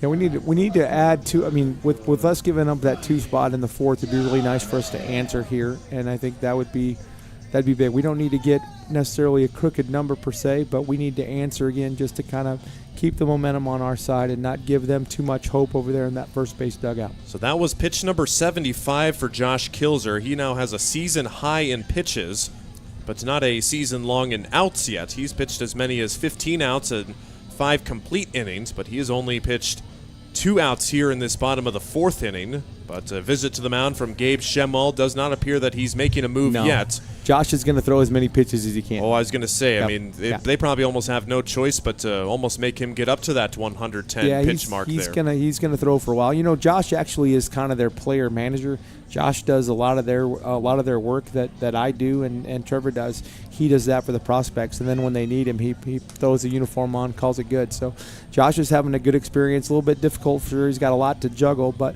he's out there competing against a pretty good offense and only giving up, really 1 run an inning so far, and that should keep you in some games. That first inning has been the inning to look back at so far. Jarvis takes a big cut and comes up empty. 2 up, 2 down for the Sodbusters in the first inning. Then the next 5 reach on 3 hits and 2 walks to score those 3 runs, adding 1 across in the 3rd. Prospects getting their 2 runs in the 4th inning. And looking for more here are the Sodbusters. Jarvis takes a knee-high strike for strike 2. Ryan, he was guessing. Jarvis, he was guessing. He was guessing breaking ball there, and they beat him on the inside half on a fastball. That's what we're working on with him, not to guess. He's smart, but if he guesses wrong, it makes you look dumb up there. Yep. Well, not dumb, but looks like he didn't know what's going on, and that's a pitch that Ryan wants to hit. But when you're looking breaking ball and you don't get it, that bat doesn't come off your shoulder. It's not a good feeling. Yep, No. That is exactly right. But he's still still alive here, 1-2 against Josh Kilzer. His breaking balls looked really good if he can locate it where he wants to. Ground ball softly to the first baseman, Carson Obrecht. He'll step on the base for the final out of the inning for the Sodbusters. 1 hit, 2 left, and it's still a 4-2 ball game. Well, Sodbusters have the lead for now, and they can just keep going, hopefully, so far. Looks like Nathan Massar is going to go back out for another inning of work. Scott's in this potential final game of the season. What else do you got for us? I mean, just what else can fans know, or maybe looking ahead to next season too, perhaps? What else? Well, we're already starting. We're already having some conversations on some things we want to do different, and really, we're pretty excited about what's going to happen Tuesday if we get there. We can't really talk about it until we get there because it may or may not happen, but we're really excited. We came up with an idea that Trevor and I were able to execute today, and so we got really cool things if we happen to figure out a way to get lucky and a little help from the Sasquatch up there to the north. But, we're just, we try to take, I go right into softball as soon as baseball's over, and I do that really for a reason. I kind of get away from baseball for a little bit, let some things marinate a little bit, if you will, and then we'll start working on that stuff as soon as we get to the middle of October, and we'll turn the page and get ready for 2025. All right. Nathan Massar will start his warm-up pitches, but been really nice to see the Duncan Field crowd up in full capacity this weekend, and fans cheering. That's a new game that they came up with, to throw the ball in Nate Frew's glove.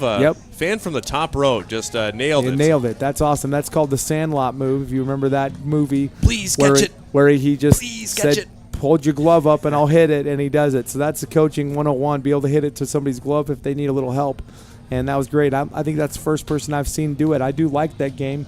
It's kind of fun, but I'm glad to see somebody made it, so that's pretty fun. All right, so now back to the Spearfish Fremont game. Just want to confirm that we're saying this right to everybody back at home. So theoretically, maybe this weather cell say, we can't finish this game tonight. Will they continue that game tomorrow, or what? Yes. Yep. There's no definitive date. I talked to Sean Johnson and the head of officials, just making sure that we had all the, because I was getting a lot of questions this afternoon. What if this happens? What if that happens? What if a bull runs across everybody came up with every scenario they could have earlier today on what might happen in these two games.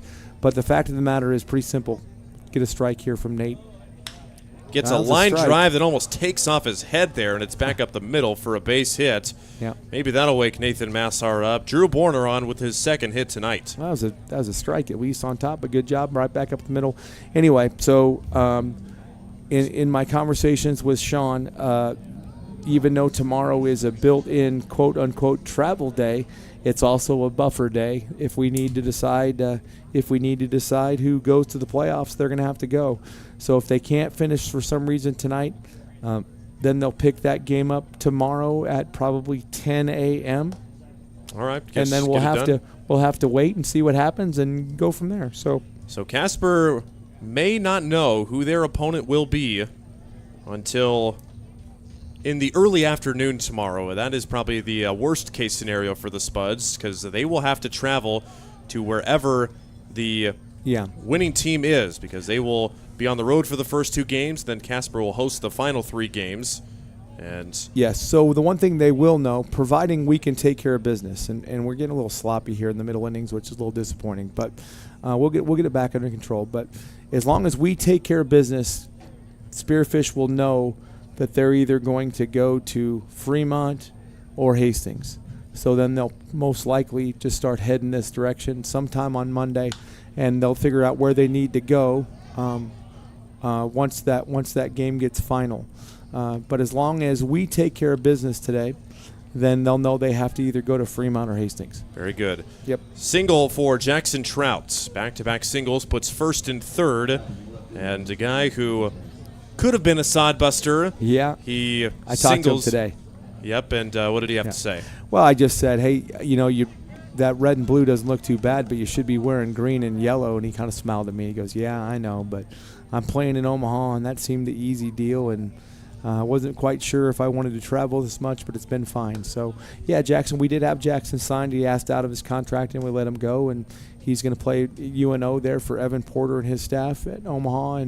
and we wish him the best. But he was supposed to wear that green and yellow, which he would have looked nice in. Pretty good athlete. Awesome. 1-0. It's downstairs. Is there maybe a school that either you haven't had a good connection with, or maybe you have had one in the past that maybe you're looking to see if you can get a couple guys from there next season, perhaps, or is that even in the question right now? Oh, you know, it's a networking thing, Ryan. Just like when you're trying to find a job or anything else, you know, you start with all the people that you know, and those guys change schools and move around. And so we've got our A and A1 feeder schools, which would be Northeast Community College and Arkansas Tech, and then after that, we're going to get some kids from South Dakota State. Very good. They've been happy with what we've done, so we think we're going to get a couple of 2 or 3 guys from them again, and then we just start filling in pieces. Some guys move around a little bit. Seem to have a pretty nice relationship with the new team, Saginaw Valley State up in Michigan, and we'd kind of like to keep that going a little bit. I've been in contact with a couple Division II teams and a JUCO in Texas and Oklahoma that we're talking to, nice. Trying to get those conversations started a little bit earlier, and so we kind of know what pieces we need to fill in, because sometimes I get those calls late and then we get in a little bit of a jam. Jacob Perrin strikes out on 3 shoulder-high fastballs in a row from Nathan Massar, as he could not resist any of those, and strikes out his 6th batter tonight and brings up Corey Kozad with 1 out. It's still 1st and 3rd after the back-to-back leadoff singles from Drew Borner and Jackson Trout. Corey Kozad is 0 for 1 tonight, has grounded out and walked. He came home on that throwing error by Nathan Massar last inning, and he's up for the 2nd time in as many innings. We need a little rollover ground ball to Josh Printer would be nice here. We can get out of here and hopefully stem that momentum a little bit and get back in that dugout with a chance to extend that lead. What's the best pitch that Massar can throw to get that? Well, I think he's going to probably throw a fastball and look for the little rollover here. I don't think he wants to throw him another breaking ball. But he Trout runs on the breaking ball. The throw is through. It's on target. He's out. Right away. Yamato Sato guns down Jackson Trout, and he will head back to the dugout. What an arm for Yamato. Guns down his 6th runner of the summer. You know, he's just got better and better. Better and better every time out, Yamato, and he works hard. Even though he's constantly smiling and giggling, he really works hard and loves the game. So we got to catch up with Yamato in limited capacity what we could. Provided some good insights in one of our latest episodes of the Sodbusters Spotlights. And down on strikes is Corey Kozad. No, I think that's 2. Okay, scoreboard had 2 strikes. Yeah. But that is just... those guys over there can't get it figured out. I love them all, but, man, we struggle over there. They're all friends, which is great.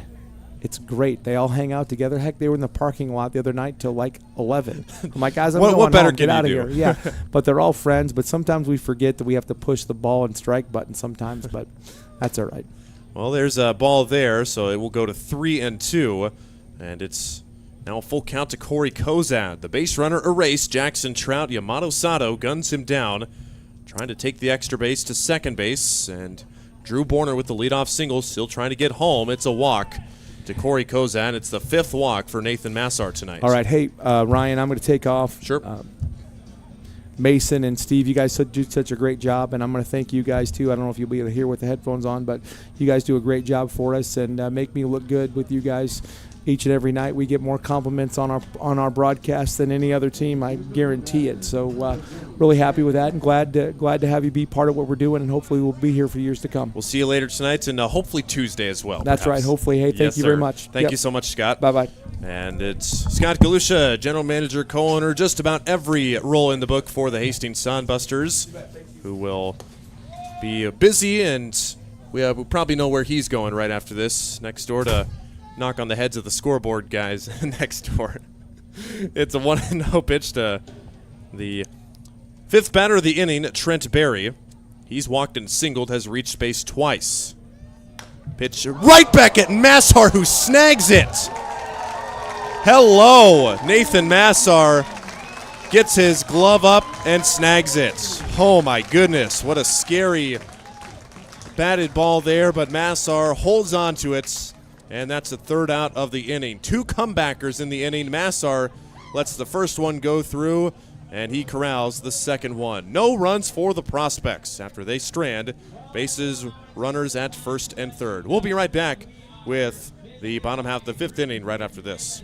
Dog Roll Patrol provides reliable and professional pet waste management services in the Hastings area.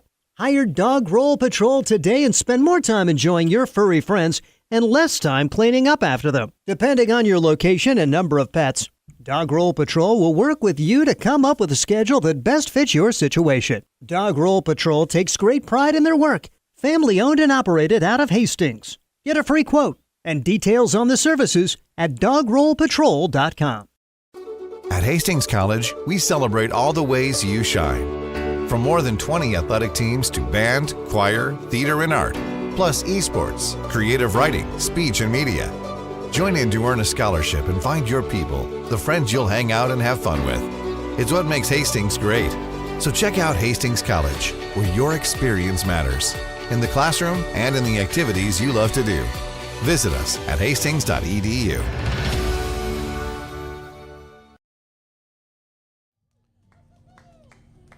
We're back at Duncan Field for the bottom half of the fifth inning as the Nebraska Prospects will go to a new arm, and they will do so with Carson Obrecht. He will move over from the first base spot to come pitch for the next parts of this.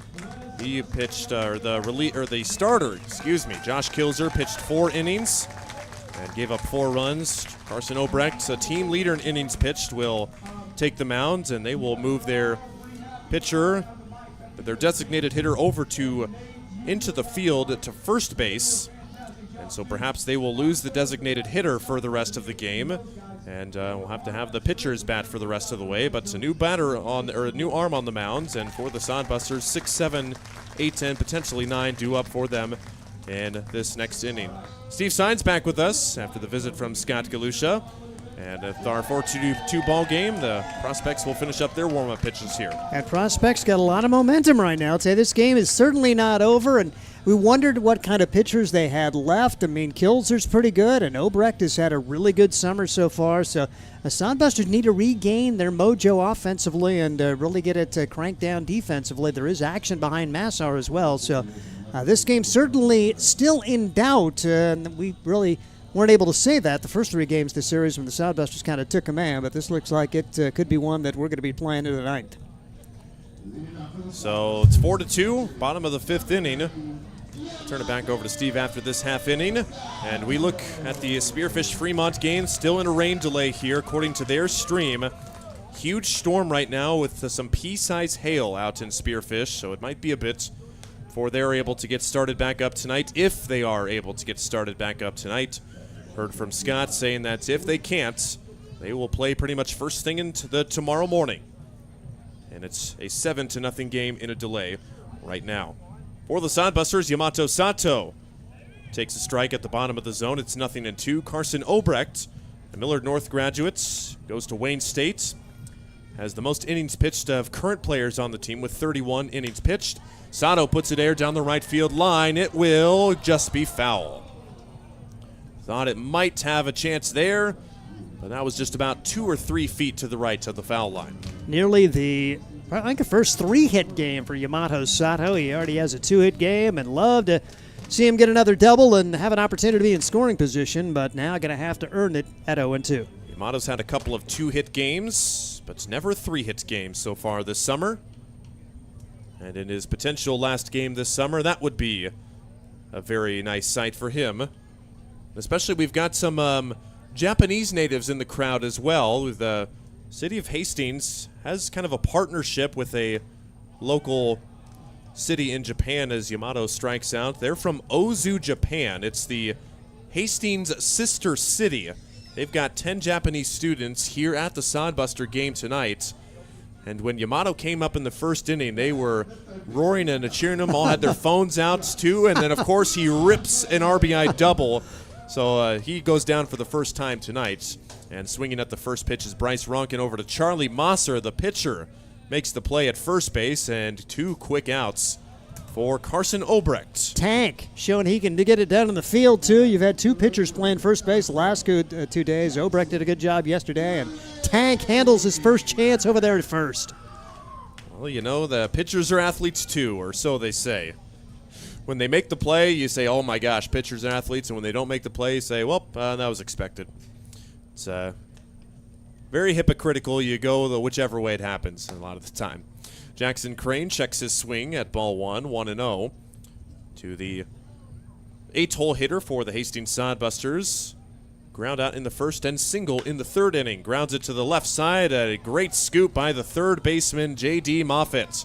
And he puts the squeeze on it and gets the final out of the inning. The Sodbusters, for the first time tonight, go down 1-2-3 in order. We go to the 6th inning, still a 4-2 ball game. Let's face it, we move our bodies around a lot. And sometimes things happen. A tweak, twist, pull, strain, ache, or pain.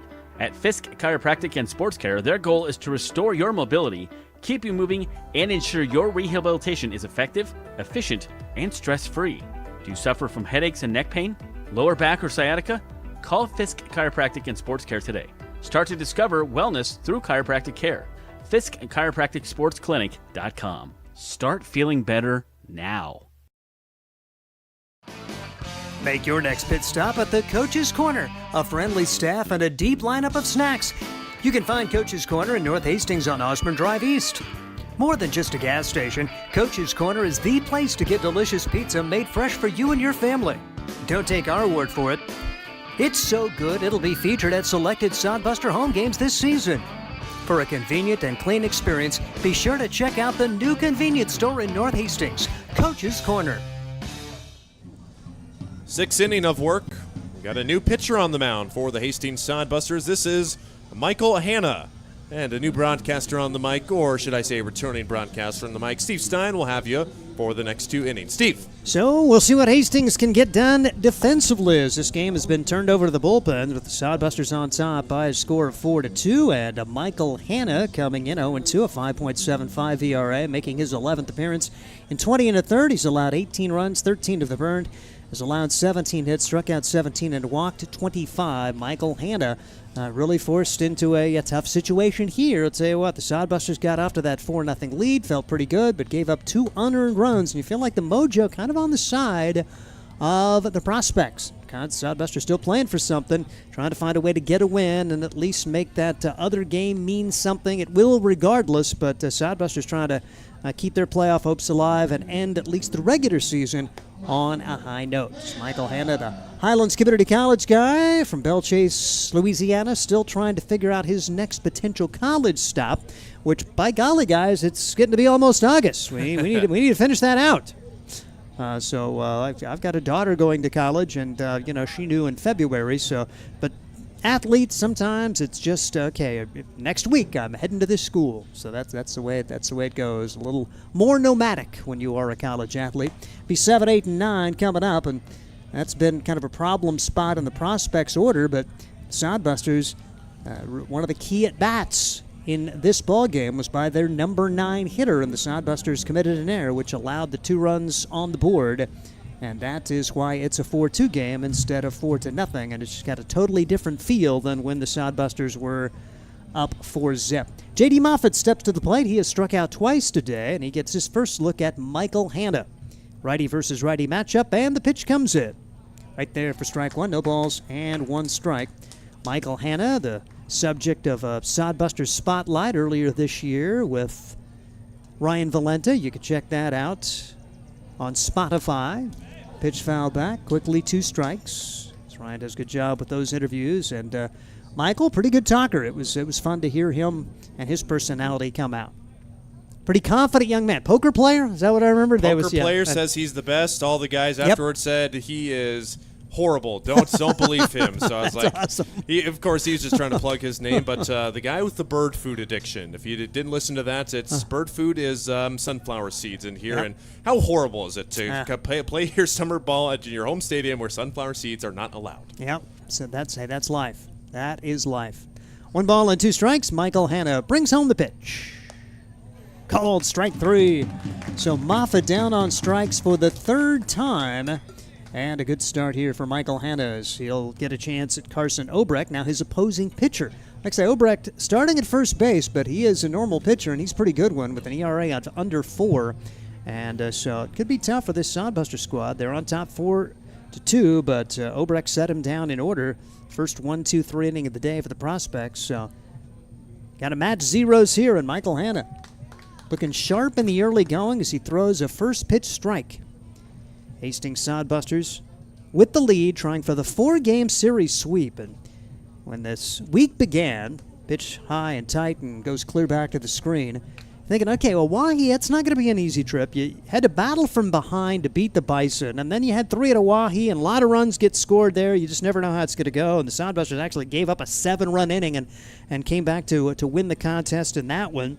And so 3 wins there, but then you say, well, you're not necessarily going to sweep the prospects. They beat you once earlier this year, and they've got enough talent to do it. So it's been a nice accomplishment, no matter who they've got in that other dugout. To win 4 in a row, you got to come out and play every day. And the Sodbusters trying to put the finishing touches on a great regular season, is now behind in the count. Michael Hanna, 2 balls and 1 strike on Carson Obrecht.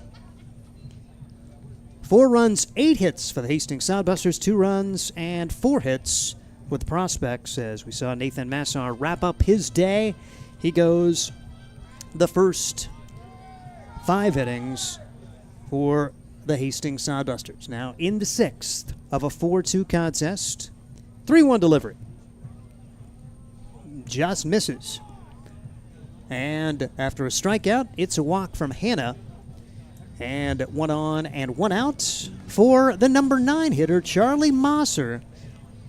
So we told you about his at-bat being pretty key. He chopped one down the third base line, and Nathan Massar, the pitcher at the time for the Hastings Sodbusters, was going to be a tough play anyway. He elected to throw it through wildly. 2 runs would score as Mosser has squared to bunt again. That has been his habit, and he takes strike 1, no balls, and 1 strike.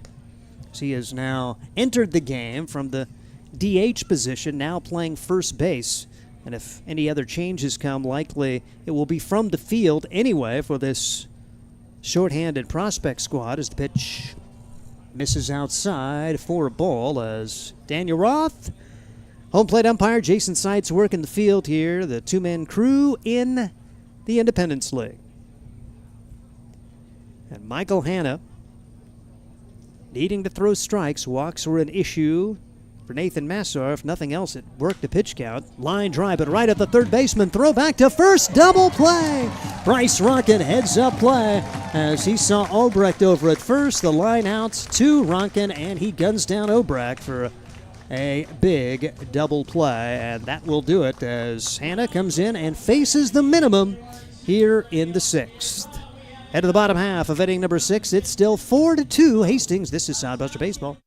Core CPAs is your locally owned, full-service accounting firm. Our team of professionals have years of accounting experience and focus on building in-depth relationships with our clients. Our comprehensive and customized solutions are tailored to your specific needs. We pride ourselves in our commitment to integrity, objectivity, and professionalism. At Core CPAs, we provide tax services, payroll, bookkeeping, assurance and financial reporting, and much more. Visit our website at corecpas.us. Blue Fork Kitchen features elevated comfort food in a family-friendly, fast casual environment. With a full menu, you can sit down for a nice meal or order online for pickup. From salads and wraps to burgers and steaks, Blue Fork Kitchen has your kind of food. Open Tuesday through Thursday, 11 to 9 p.m., and Friday and Saturday, 11 to 10 p.m., with a special brunch buffet Sunday from 9 to 2 p.m. Blue Fork Kitchen is located in the Cimarron Plaza, 38th and Osborne Drive in Hastings. Like them on Facebook. At the bottom half of inning number 6, the Hastings Sodbusters with a 4-2 lead, 9-1-2, coming up against the right-handed reliever Carson Obrecht. Obrecht pretty much mowed him down, a strikeout and a couple of groundouts there in that 5th inning as Hastings trying to regain the mojo. Scored 3 runs with 2 outs in the 1st, had a sacrifice fly in the 3rd, and that has been it. Had 2 on in the 4th, but then 1-2-3 in inning number 5. It's Steve Stein, Ryan Valentin. What could be the final game of the season, certainly the final game of the regular season, And the Sodbusters looking to put the finishing touches on a 4-game series sweep of the Nebraska Prospects and trying to win for the 8th time in 9 tries against Nebraska. The only loss coming the first game of a doubleheader back on June 22nd, and then thought that was going to be a doubleheader sweep. But the Sodbusters rallied for 3 runs in the 8th inning, and that was one of the key wins early in the season that kind of made this Sodbuster team realize, I think we can be all right. Won that game by a score of 4-2.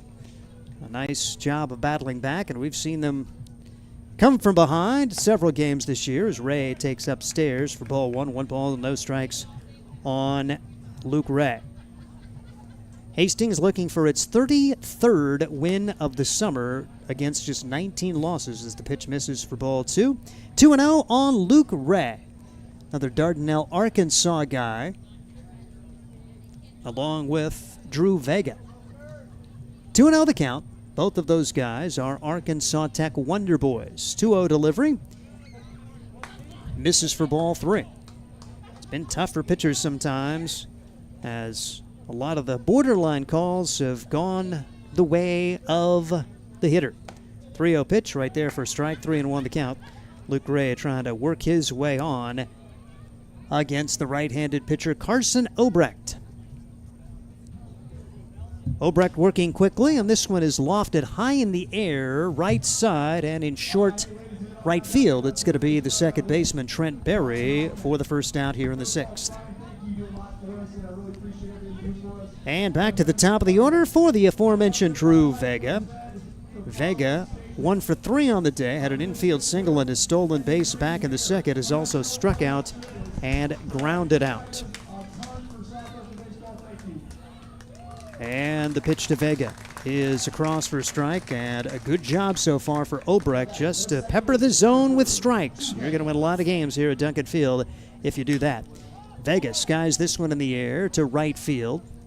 No problem out there as Paul Schuyler, I believe, is in right. Or is that a return to right field from Jackson Trout? Yeah, they flip-flop that one inning, that crazy inning, but since then it's been back to Schuyler in center and Trout in right. So fly out to right, so had a little bit of a defensive adjustment again, and the Sodbusters in danger of going down 1-2-3 for the 3rd straight inning with Josh Printer stepping in. Off-speed pitch misses inside. Last outing for Obrecht coming up on July 20th against Fremont when he went 3 innings. Did not figure in the decision. Bouncing ball back up the middle and fielded by the shortstop. Wild throw. Printer safe. Sodbusters will continue the inning as a little airmail from Drew Borner, and the Sodbusters try to keep it going with 2 outs and Josh Printer aboard. You saw that come out of the hand of Borner there, and you could tell that one was going to sail. Only question was whether Mosser could knock it down and maybe get back on the base. He could not, and they will score that an error on the shortstop Borner. Sodbusters saw Game Changer have a change defensively, and we are going to see Tyler Sardelli now bat for Cale Jensen. And I'm not sure if something happened physically with Cale, because Cale was 2 for 3 and appeared to be swinging a pretty hot bat. And Sardelli now batting left-handed box, taking ball 1. 1 ball and no strikes on Sardelli, so he gets his first at-bat of the day. Has been very solid since joining the team at .318, 7 out of 22 with 5 runs batted in. And sprays this one foul left side. 1 ball and 1 strike on Sardelli, another Arkansas Tech guy from Kansas City. Went 2 for 5 yesterday with an RBI. Tyler Sardelli against the Prospects. On Thursday, went 1 for 4 with 2 runs scored. Bouncing ball foul, 1 and 2 on Sardelli. So Sardelli for Jensen, defensively last inning, and now getting his first at-bat here against Jensen. And there's nothing wrong with Cale Jensen here in the final game of the regular season. Coach Danny Weiser just trying to get a lot of different guys in there, and Sardelli one of those. Here's the pitch, and Sardelli lines this one to center field, but good speed out there as Paul Schuyler chases it down, and the Sodbusters can't cash the 1-out error. No runs, no hits, 1 error, and 1 man left, and we head to the 7th inning. It is 4-2. This is Sodbuster Baseball. Hi, I'm a baseball umpire. My job can get pretty stressful. I have to keep my eyes open at all times, and if I don't make the right call, people boo me. So to relax, I visit a Nebraska lottery retailer like this one and buy some scratch tickets. It always calms me down. Hey, you cut in line. I did not. All right, you're out of here. Hey, he didn't cut. All right, you're out of here. I feel better already. The Nebraska Lottery. Top prize odds vary by game. Sodbuster Baseball is sponsored by Jerry Spady Chevrolet GMC. It's one of the many ways Jerry and Greg Spady, along with their families and employees, have proudly embraced a passion for giving back to the community. The folks at Jerry Spady Chevrolet GMC realize the importance of enriching and improving the lives of their neighbors. They've accomplished this through philanthropy and active personal involvement. Featuring the top new and used inventory in the region and a certified service department, Jerry Spady Chevrolet GMC, 2750 Osborne Drive East in Hastings, or at spady.com. Head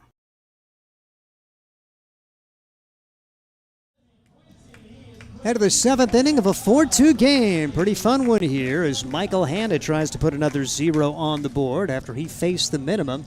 Had a strikeout, a walk, but then a line-out, throw-out double play. And so Hanna able to work around that one-out walk. And his last outing was a pretty good one, a relief appearance against Oahe back on July 24th as part of that road series. And he allowed no runs on no hits, striking out 3 and walking 3. That 3-inning appearance was one of his longest of the year. He went 3 2/3 innings back on June 21st. So Hanna on in relief of the starter Nathan Massar, who would be the winner if the Sodbusters go on and win this one without giving up the lead. But just a 4-2 lead. And we will see the Sodbusters. Looks like they have made some more changes, perhaps. Well, I thought I heard Mr. PA guy announce Alexiel Delgado into the contest. We're not sure at this point if that has happened. Looks like Sardelli is playing center field for the Hastings Sodbusters. He had been a first baseman since joining the squad. Tyler out in center field, and it could be Alexiel Delgado in left at this point for the Hastings Sodbusters, meaning Ryan Jarvis. Yep, that's the case. So Ryan Jarvis, we believe, is out of the ball game now as Delgado will get an opportunity out in left field. And here comes Paul Schuyler. Schuyler 0 for 3 on the day and takes the first pitch inside for ball 1, 1 ball and no strikes. The Hastings Sodbusters on top 4-2. Early offense for Hastings. I thought, it's going to be another one of those games after they won 10-2, 14-3, and 9-1. But after an early 4-0 lead, the offense stagnating. Good job for the prospects to kind of settle the offense of this Sodbuster team down, and then they rallied with 2 unearned runs in the fourth, and now it's anybody's ball game and a 2-0 count here to Paul Schuyler, and you don't want to see him get aboard. Remember a couple of days ago he got on there and promptly stole a couple of bases, ended up with 3 stolen bases on a 2-hit day and scored a run. And he's ahead in the count here, 3 balls and no strikes. Top of the order, big chance here in the top of the 7th with the prospects trailing only by a score of 4-2. So Michael Hanna has not found the zone against Schuyler. So the defensive changes again. It's Sardelli in center and Delgado in left. 3-0 pitch, ball 4. So a leadoff walk to Paul Schuyler. Going for an 0 for 3 day. A team which has not had a great batting average. The team batting average coming in at .219. You just don't want to give them free passes. Don't want to give anybody free passes. But that is 7 walks for the Hastings Sodbuster pitching staff today to go along with the 7 strikeouts. One of the reasons the other team stays in it. Back-to-back walks to open the 4th. Those both guys scored on a Sodbuster error, and now a leadoff walk here in the 7th. And still looking for the zone is Michael Hanna here in the 7th inning. No action behind him.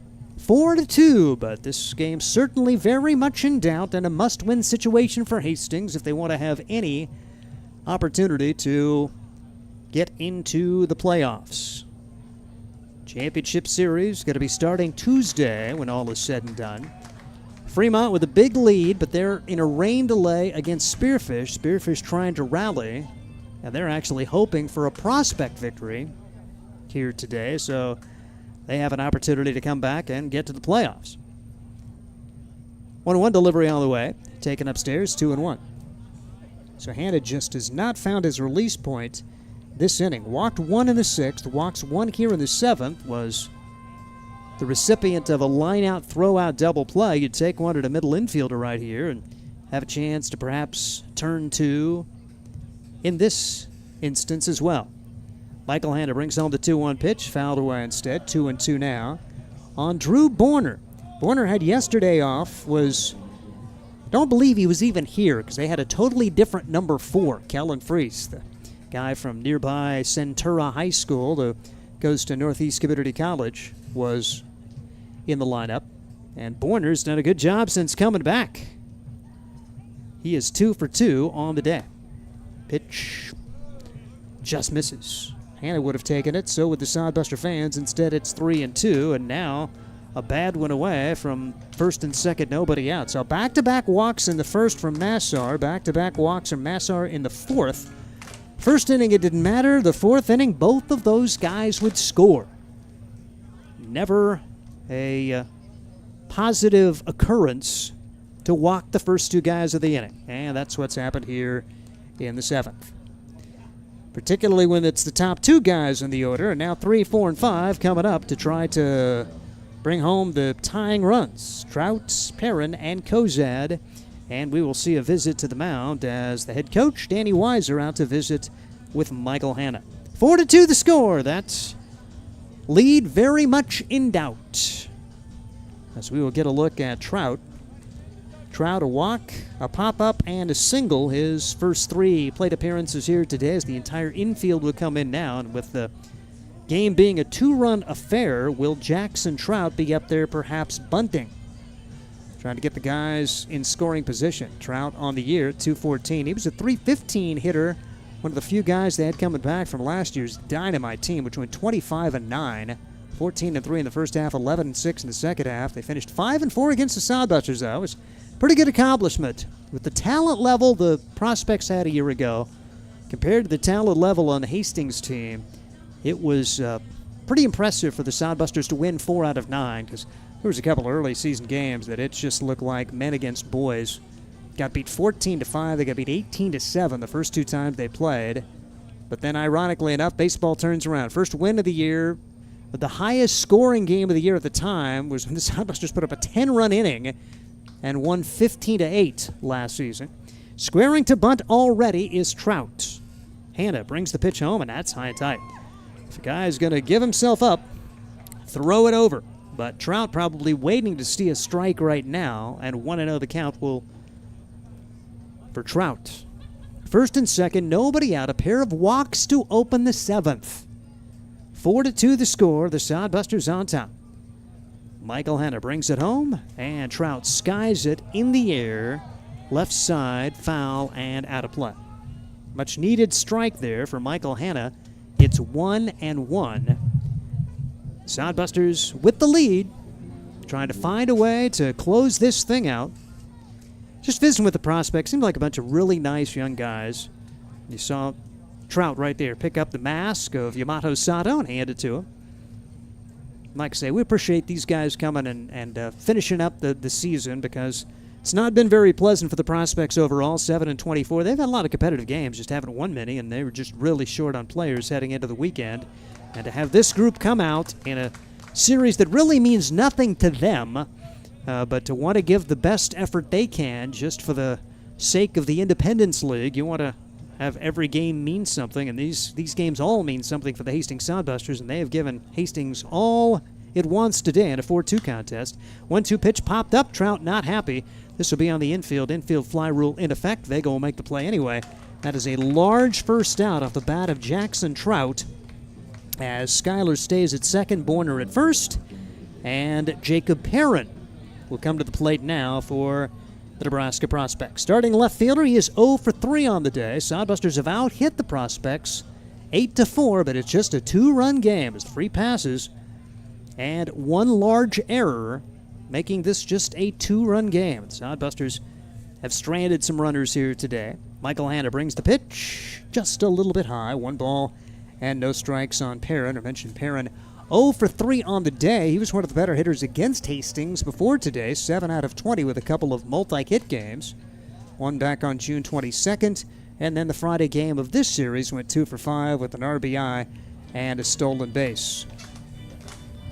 Overall, 3 hits in this 4-game series. Coming into today, 3 for 11, now 3 for 14. 4-2, Sodbusters on top. There is action behind Michael Hanna, and I believe that is Dino Morales. Thought we may see him in a relief role, and he could come in potentially in a very high leverage situation before all is said and done. Just a 4-2 contest, and Dino's been pretty solid out of the pen this year. One of the reasons he was not in the lineup at third base. Like I say, you love the depth. You have a guy like Bryce Ronkin, a D1 player who can play third base and hit it pretty well. Hanna behind to the count, 2-0, and this pitch is skied in the air to center field. Actually going out in short center, and making the play will be Drew Vega.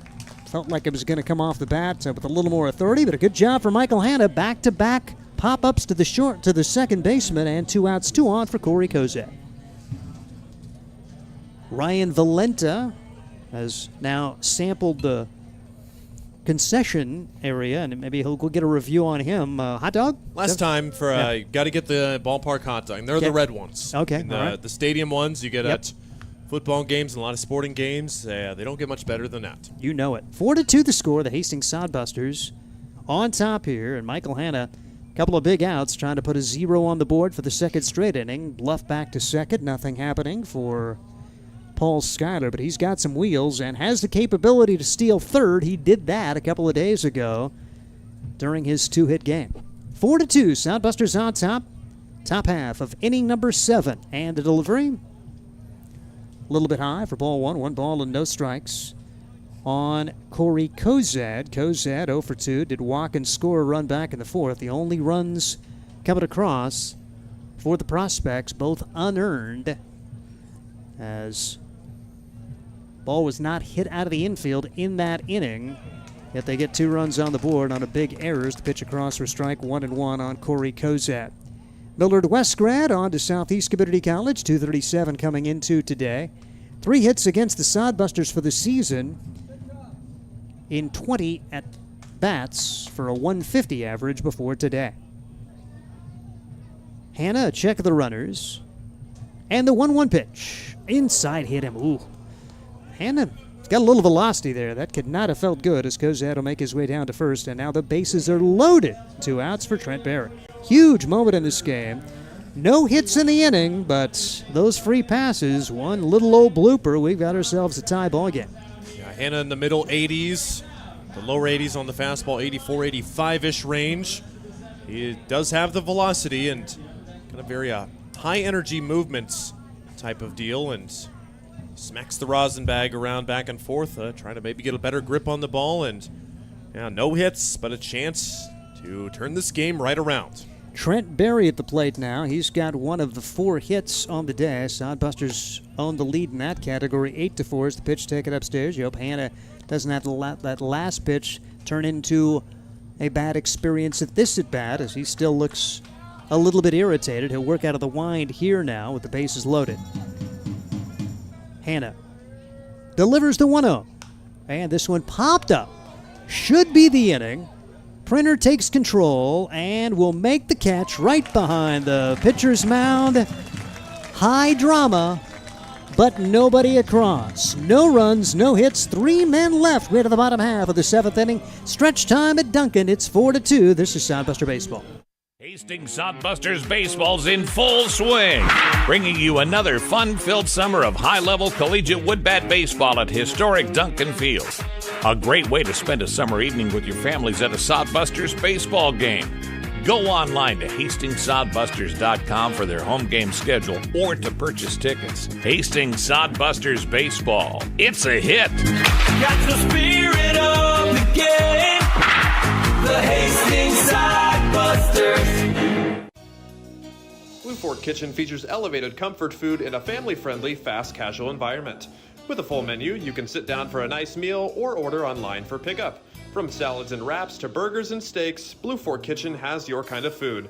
Open Tuesday through Thursday, 11 to 9 p.m., and Friday and Saturday, 11 to 10 p.m., with a special brunch buffet Sunday from 9 to 2 p.m.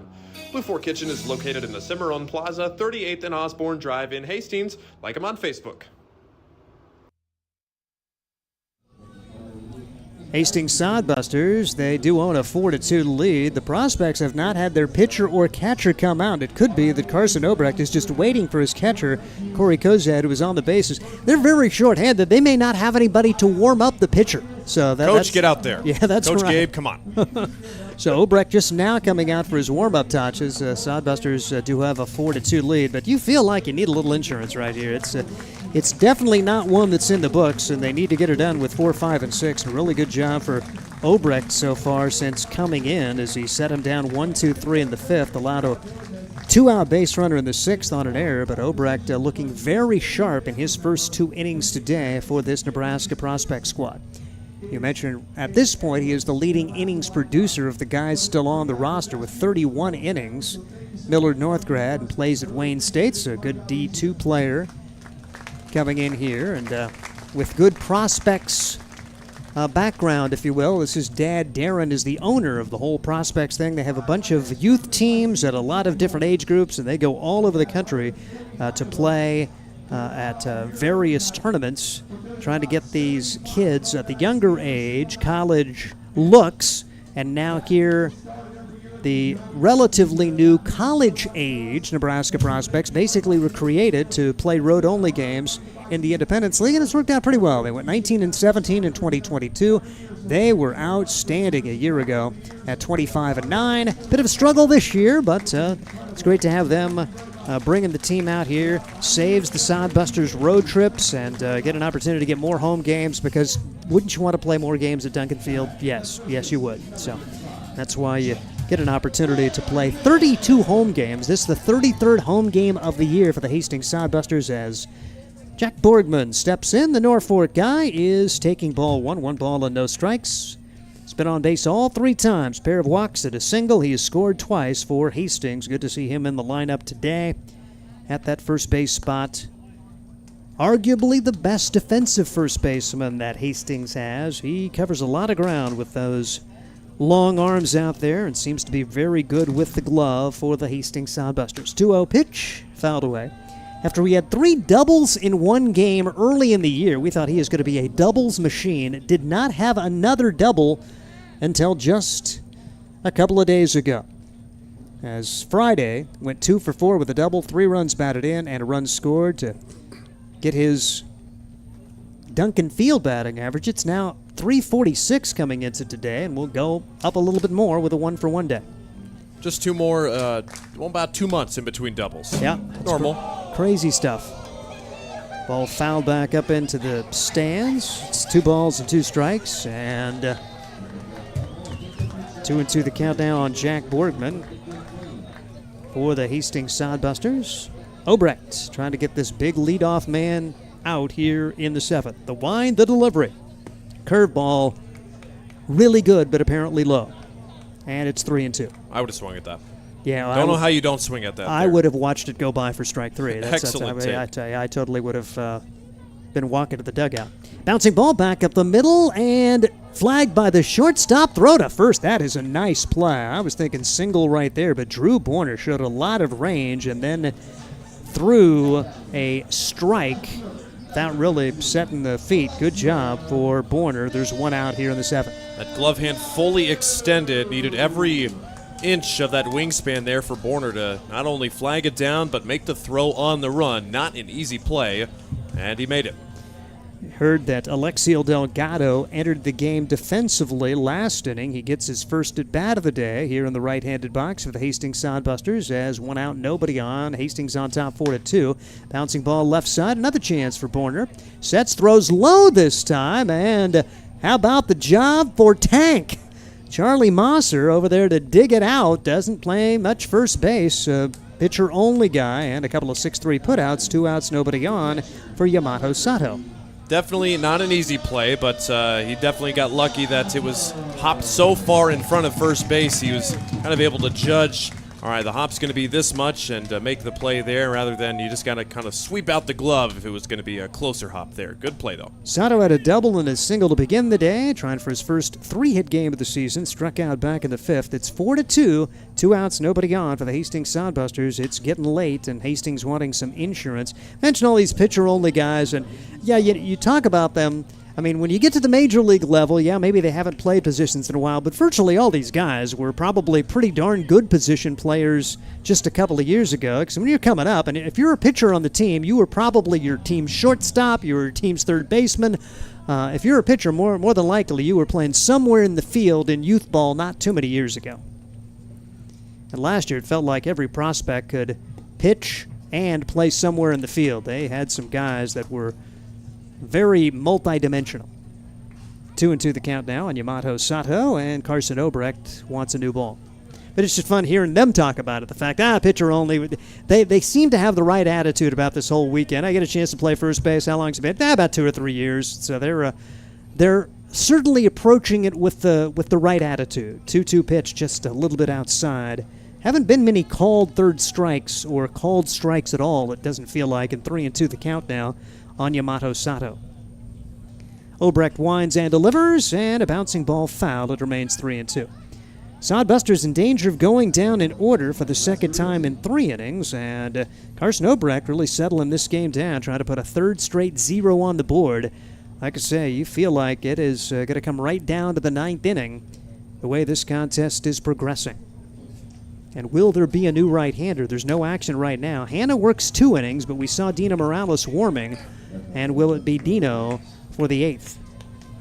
Certainly would be a high-leverage situation and possible for Danny Weiser to go with a guy like that for 8th and perhaps the 9th.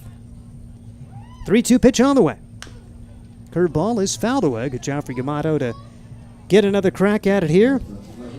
And you mentioned that's got to be so much fun for him to have some Japanese folks in the audience just so he can talk his own language. How tough has that been for him to, live on Google Translate the entire summer? That's just got to be awesome to be able to converse in your own language.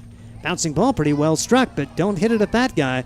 Borner again a one-hopper, and Moser digs it out. Charlie handles all the action there to go along with his shortstop here in a 1-2-3 7th. We head to the 8th. It's still 4-2. This is Sodbuster Baseball. At Hastings College, we celebrate all the ways you shine. From more than 20 athletic teams to band, choir, theater, and art, plus esports, creative writing, speech, and media. Join in to earn a scholarship and find your people, the friends you'll hang out and have fun with. It's what makes Hastings great. So check out Hastings College, where your experience matters, in the classroom and in the activities you love to do. Visit us at hastings.edu. Core CPAs is your locally owned, full-service accounting firm. Our team of professionals have years of accounting experience and focus on building in-depth relationships with our clients. Our comprehensive and customized solutions are tailored to your specific needs. We pride ourselves in our commitment to integrity, objectivity, and professionalism. At Core CPAs, we provide tax services, payroll, bookkeeping, assurance and financial reporting, and much more. Visit our website at corecpas.us. 4-2 Sodbusters as we head to the 8th, and once again, here's Ryan Valenta. Thank you, Steve. We are just a few outs away from finishing this ball game up. 4-2 the score. Michael Hanna's still back out there as he will begin his 3rd inning of work. Got out of a bases-loaded jam his last inning, but with no damage done. Both teams catching the allergy bug to runs. They have not put anything across since the Prospects' 2 runs back in the 4th inning. Sodbusters getting 3 in the 1st inning, 1 in the 3rd. The Prospects with 2 in the 4th, and that's been it. We are now in the top of the 8th inning. Potential final game. It is the final home game, at least, for the Prospects and the Sodbusters this summer. We're keeping up with the Spearfish live stream on YouTube, and About 20, 30 minutes ago, they still said no updates on when the game is scheduled to resume. Again, they're in Mountain Time, so it's only 7:55 out there local time. It's 8:55 here, Central Time. So they might be able to fit in that game tonight. If not, we're told that they would pick things up first thing tomorrow morning at 10 a.m. to potentially decide who moves on. This game not done yet here, though, in Hastings. You feel like the Sodbusters have given the prospects a few opportunities to at least get the lead back or tie it up, but they have not been able to take advantage yet. That's still a possibility, though. The prospects, a pesky team. If they are given an opportunity, then they can hopefully, or that what they can hope is play spoiler here tonight. And if the Sodbusters lose, they're done for the season. Sodbusters have to win, and Fremont has to lose, although in that delayed game, it is 7-0 going into the 5th inning, and Spearfish Fremont is in the lead. For all the Fremont and Spearfish fans tuning in here, hope you're enjoying baseball in weather-free central Nebraska. Not really a cloud in sight tonight. A picture-perfect night here at Hastings at Duncan Field. And if you want to move to Hastings, it's always like this. 80 degrees, very little wind. It's just a perfect place to live. That brought to you by the Hastings Convention and Visitors Bureau. Perfect. It's almost like Steve lives here. It's for the prospects here at 7, 8, and 9. The bottom part of the order, who for the prospects are 0 for 8 in their combined 9 plate appearances tonight. That one happening was, I guess, 2 have reached, an error and a walk. Otherwise, it has been 6 strikeouts and a double play. And J.D. Moffitt, he has struck out 3 times tonight, but ahead in the count, 2-1. Hannah's pitch high for ball 3. You got to wonder how long of a leash Hannah has, with this still being a must-win game and only a 2-run lead. We saw Dino Morales warming up in the last inning, and he is now making his way from the dugout towards back to the bullpen. Swing and a miss by J.D. Moffitt. 0 for 3 with 3 strikeouts. He is still looking for his first hit this summer season. With his at-bats now, he is 0 for 22 in 11 games played. Pitch. Strike 3 called on the inside corner. It's the golden sombrero for J.D. Moffitt, who strikes out 4 times tonight. Michael Hanna living on the edge. A lot of 3-ball counts, but able to pick up a big first out here in the 8th.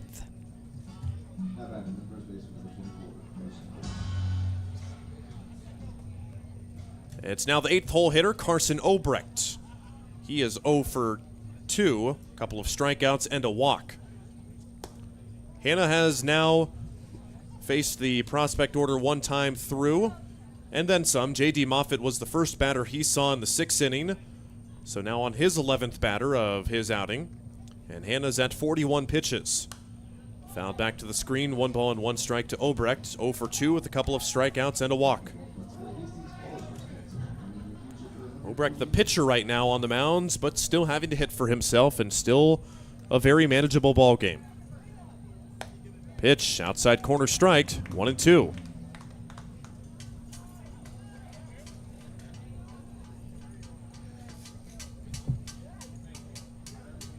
What does Hannah come up with the 1-2? Breaking ball that's just fouled back by Obrecht up in the zone. So you're hoping Hannah can get the final 2 outs of this inning and then turn it over to Dino in the 9th for the save situation. Thought we might see Creighton Jacobitz perhaps, but we have seen no sign of the southpaw. The 1-2 pitch, too low, 2-2.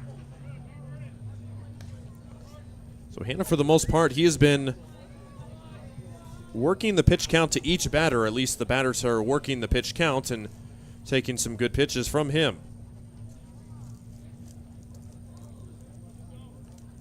2-2 pitch, the hard-throwing right-hander from the windup. Ball 3 downstairs. The count runs full to Obrecht. You don't want to walk these part of the order because they are pitchers. And Obrecht has not seen much, if at all, playing time at the plate this summer. Obrecht is just 0 for 3. And he walks him. Hanna way ahead in the counts, but loses the 8th place hitter. Well, if we can get an identical plate appearance from Charlie Mosser like he did last time, then all will be well. Mosser tonight 0 for 3. Strikeouts, he reached on an error and lined into a double play his last at-bat. And why is this a ball game? 9 walks for the Hastings pitchers today to go along with a hit batsman. Is really fortunate to hold him to only 2 runs to this point. Now the prospects, they've gotten the guys on, just haven't been able to get them home. First pitch, right across for strike 1. That's what Mosser's been doing all night tonight, showing bunts and trying to just cover up a lot of the plate to perhaps confuse the Sodbuster pitchers, which has not worked yet. Next pitch, fouled off the glove of Sato, and Mosser unloads the big swing there, but comes up empty. So it's quickly 0-2. And to go along with the about Jacobitz as well, he has not pitched this series yet, so he's on full rest. And he doesn't need much rest. Nope. For a while, every other day, Jacobitz was out there throwing, and maybe that's why. Maybe they are giving him a little extended rest now. Well, this could be the final game of the season, perhaps. Still yet to be determined. Pitch misses upstairs, 1 ball, and 2 strikes. Hanna now at 50 pitches on his outing. But there is no tomorrow, literally, because you've got to win this one to even have a chance at a rally for Spearfish. So got to find a way to get the next 5 outs. The 1-2 to the Lincoln native. Swing and a miss when it chased after one out of the zone, and a good breaking ball from Hanna to record the strikeout. 1 out away from putting up another 0. Like I said, you felt like you've been on the edge this whole time, but Hanna on the verge of doing it again if he can find a way to get Skyler. So Hanna with his 3rd strikeout, and back to the top of the order in Paul Skyler for the 5th time tonight. Skyler is 0 for 3. He has reached on a walk. That came his last appearance against Hanna in the 7th. And that was the inning where the prospects loaded the bases but could not push anything across. Pitch number 1, high and tight for ball 1. Sodbusters will have another at-bat after this, and then hopefully 3 more outs, and we can call it good. Hanna getting up there in the pitch counts, but like we said, 1 out away. Breaking ball way up high at the head of Skyler. It misses for ball 2. Hanna's thrown more than 50 pitches 3 times this summer. June 21st, he threw 76 pitches against Fremont. And he is still 20-plus pitches away from eclipsing that mark.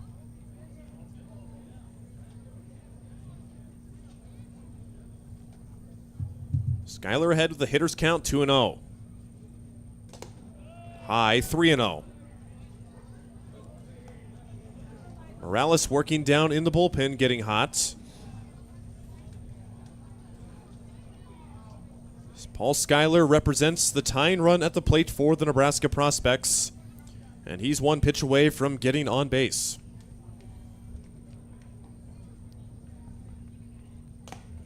Inside corner, strike 1. Good location there, and Skyler will have to see another pitch.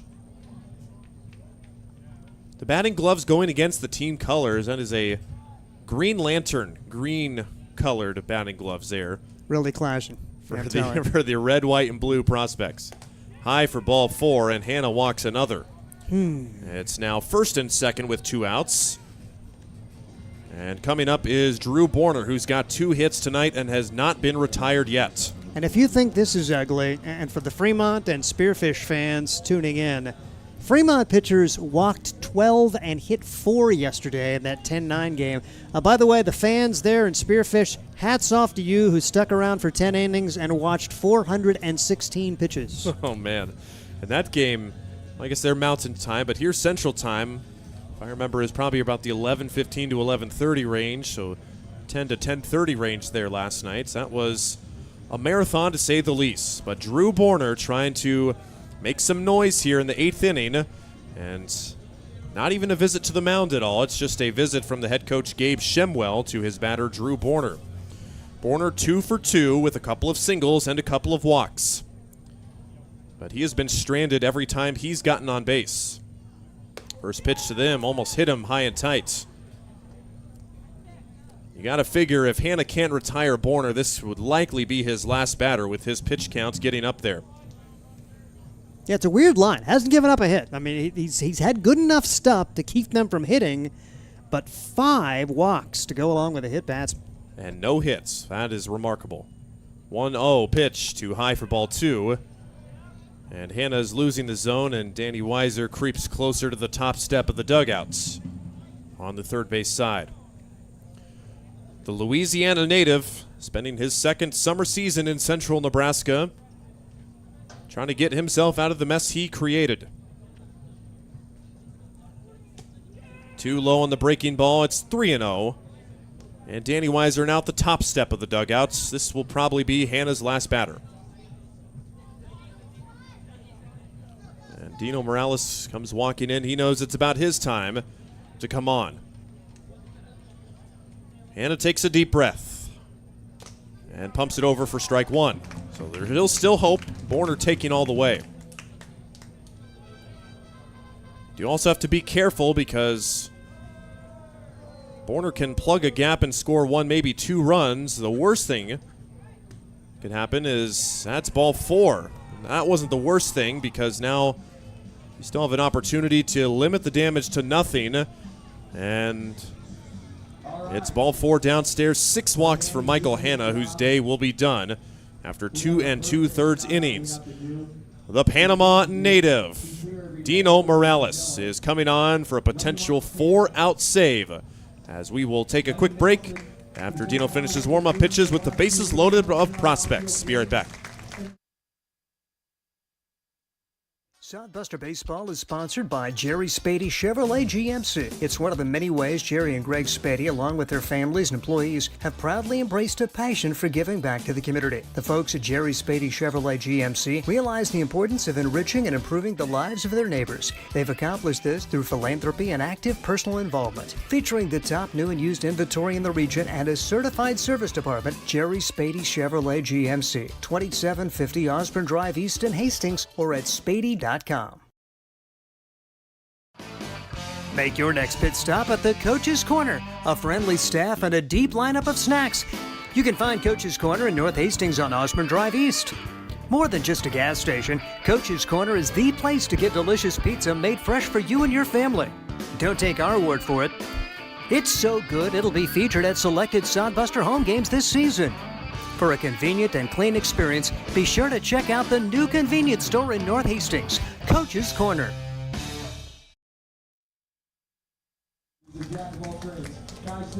No pitching change for the Hastings Sodbusters. Dino Morales on, and he will be making his 10th appearance out of the Sodbuster bullpen. And 10 relief outings, 16 2/3 innings for Dino, a 1-2 record. 3 out of 4 in save opportunities, 20 hits, 11 runs, 5 walks, 19 strikeouts, a 4.32 ERA. Doesn't walk a lot of guys and strikes out a lot of guys. And you would love a strikeout right here because the prospects are right in the middle of their batting order. And they've got one of the guys that they probably want up, Jackson Trout, at the plate. Drew Borner just walking to take Michael Hanna out of the game, who is still responsible for the 3 runners on base. And Jackson Trout tonight, he's reached base twice with a walk and a single.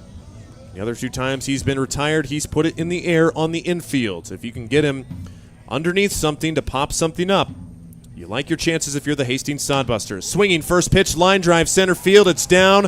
1 run is home. The other runner falls down, and now they're going to have runners hung up. Borgman throws it away into center field.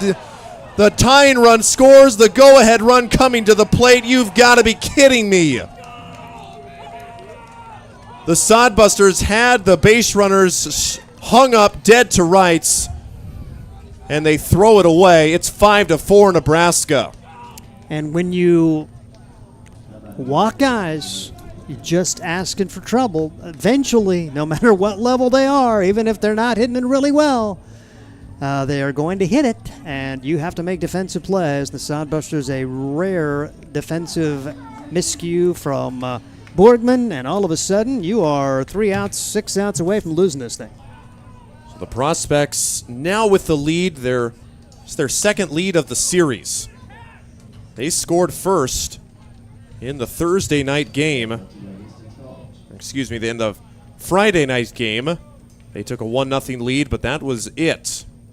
And now they find themselves ahead 5-4 on the bases clearing single and an error. Ground ball to third base. Over at third is Ronkin. He makes a high throw, but Borgman's able to keep the bag. And the Sodbusters have a little bit of air let out of their balloon, and they're going to have to play from behind, and they'll have a couple of at-bats to do it. We go to the bottom of the 8th inning. Sodbusters need a run to get back in the lead. Hi, I'm a baseball umpire. My job can get pretty stressful. I have to keep my eyes open at all times, and if I don't make the right call, people boo me. So to relax, I visit a Nebraska lottery retailer like this one and buy some scratch tickets. It always calms me down.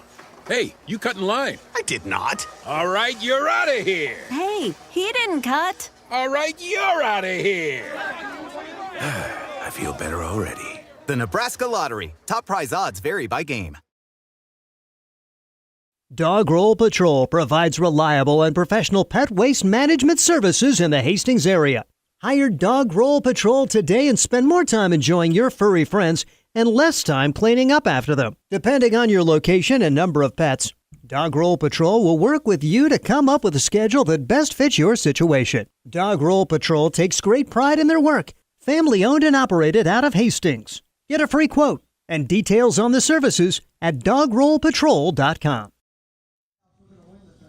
All right, Sodbuster, take a deep breath here. They have fought from behind plenty of times this season. They're going to have to do so one more time to give themselves a chance to get into the playoffs and play some August baseball. An update from Fremont and Spearfish. According to the Spearfish live stream, they say they're getting the field ready and will resume tonight, and their plan is to finish the full 9 innings tonight. And that game will pick up with a 7-0 Fremont lead in the 5th inning. So even if the Sodbusters do come back and win this game, they still have to rely on Spearfish to complete a 7-run comeback. Meanwhile, here in central Nebraska, it's 5-4. Carson Obrecht is back on the mound for his 4th inning of work. Mainly a starter for the Prospects in long relief. And he's got a chance to keep his great pitching ways going and steal this one. Pitch number 1 is into the turf to Bryce Ronkin. 7, 8, and 9 due up for the Sodbusters, but unlike the Prospects, they're 7, 8, 9 guys. They've got some life in their bats that can get on base and keep a line moving. Just 1 run, guys. Don't need anything big, just 1 run. Ronkin's ahead in the count, 2-0. Obrecht came on in the 5th inning, and since then, he has just allowed 1 base runner, which came on an error. Otherwise, he has been perfect. Isn't that baseball? They've got 1 error, which meant nothing. Basically, we have 2 errors, which have meant 4 runs, and you look at the score, it's 5-4 Prospects. And the walks, too, as we've said. They've killed the Sodbusters now. 11 walks, and Michael Hanna charged with those 3 runs that come across to the plate, and just 1 of them unearned. Which shouldn't be right. 2 of them should be unearned, but that's not the way it's scored. Yeah, it should be pretty much all but 1 run has been earned in this game. 4 unearned runs by the Nebraska, or by the Sodbuster pitching staff tonight. And every guy who scored walked. 11 of them. Well, 3-0 pitch. Strike at the knees. Ronkin with a 3-1 count. He drove home a run with a sac fly in the 3rd inning, singled in the 1st inning, and grounded out in the 5th. So he is 1 for 2 tonight. 3-1 outside, ball 4. Leadoff walk. We'll take one of those, please and thank you. You betcha. After the Prospects have all 5 of their runs, all 5 of the guys who've scored, walked. And let's see if the Sodbusters could find a way with the bottom of the order to make a comeback. That is just the first walk by Carson Obrecht now, and 3+ innings pitched, and his 2nd base runner allowed. The Sodbusters have not gotten a hit since the 4th inning. Jackson Crane fouls it back to the screen. No balls and 1 strike. Jackson Crane 1 for 3 tonight, a single and 2 groundouts. He's been a good contact guy as some of his other Architect teammates. Fouls it back, 0-2. But Obrecht come on and has really settled things down. The Sodbusters making a, for the moment, crucial error in the 8th inning to give up the lead for the first time tonight. Ronkin stands at first. The 0-2 pitch, ground ball back up the middle. Diving stop made by the second baseman and flips to second for the outs. Robbery by Trent Berry. Could have been a single. Instead, it turns into an out. What a play. You know it. They've had some good plays back up the middle. We saw Borner make an amazing play earlier, and that would have been first and second. Nobody out. A huge first out here in the 8th. Luke Ray will bats now with a runner at first and 1 out. Ray tonight is 0 for 3. He had a multi-hit game last night, but nothing yet tonight. Pitch number 1 down low and away for ball 1. Sodbusters have the stolen base card in their back pockets. Do they pull that out at any point this inning? Jackson Crane at first base has only stolen 2 bases this season. Pitch is outside, 2-0. Corey Kozad coming into today's game as the catcher, 18 for 22 in stolen bases allowed, so he's only caught 4 runners in 22 tries.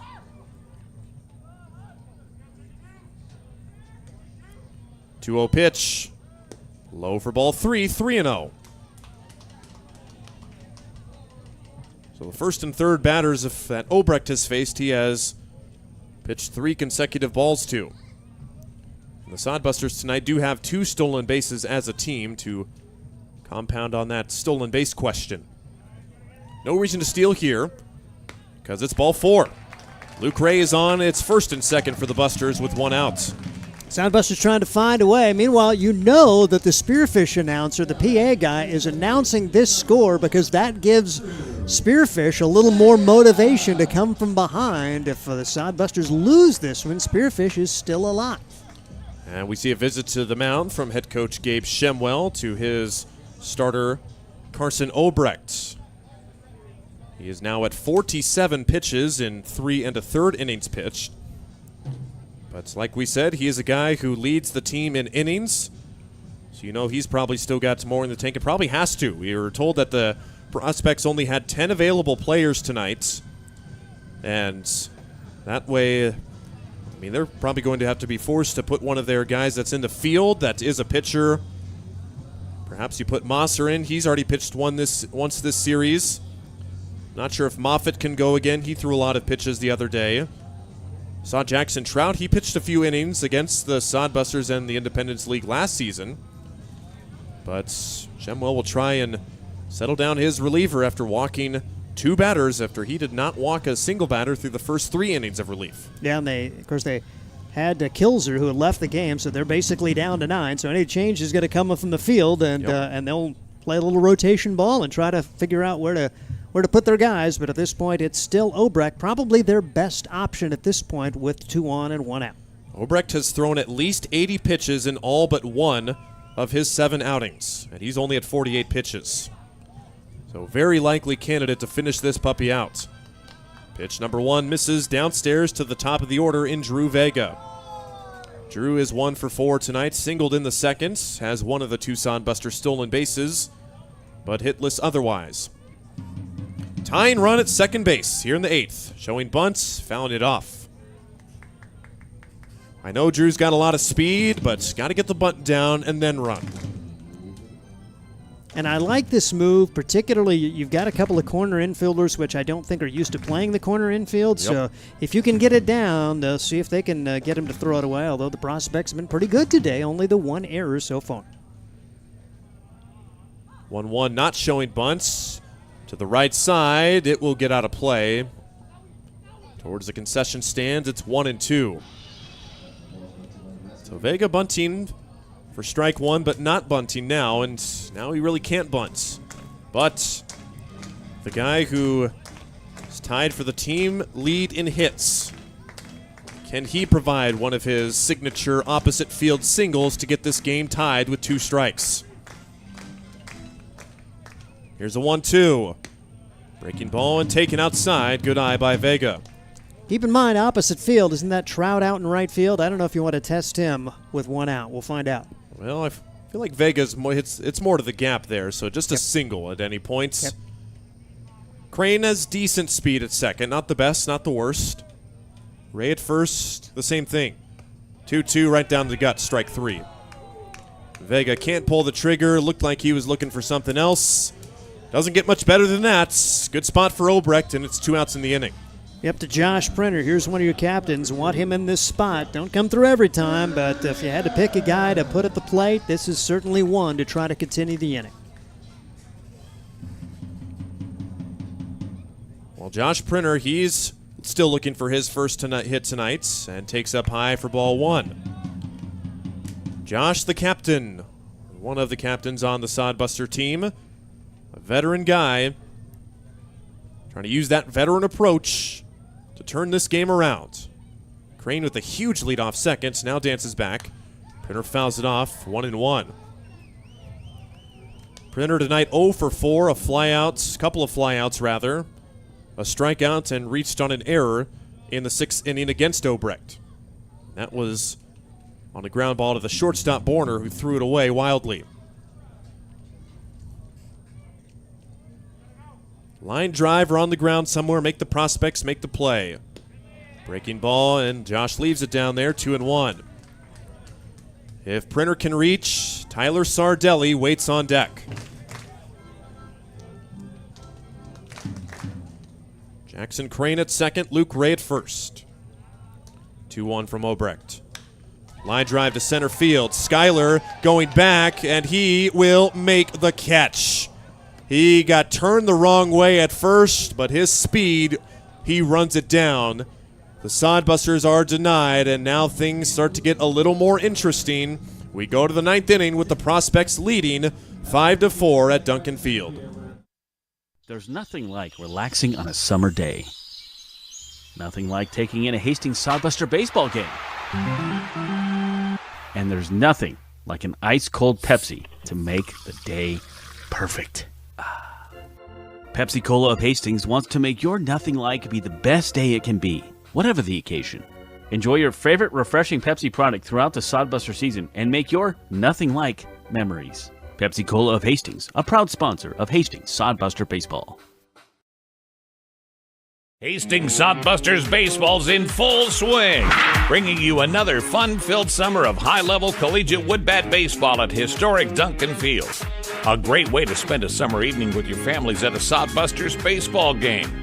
Go online to HastingsSodbusters.com for their home game schedule or to purchase tickets. Hastings Sodbusters baseball. It's a hit. Got the spirit of the game.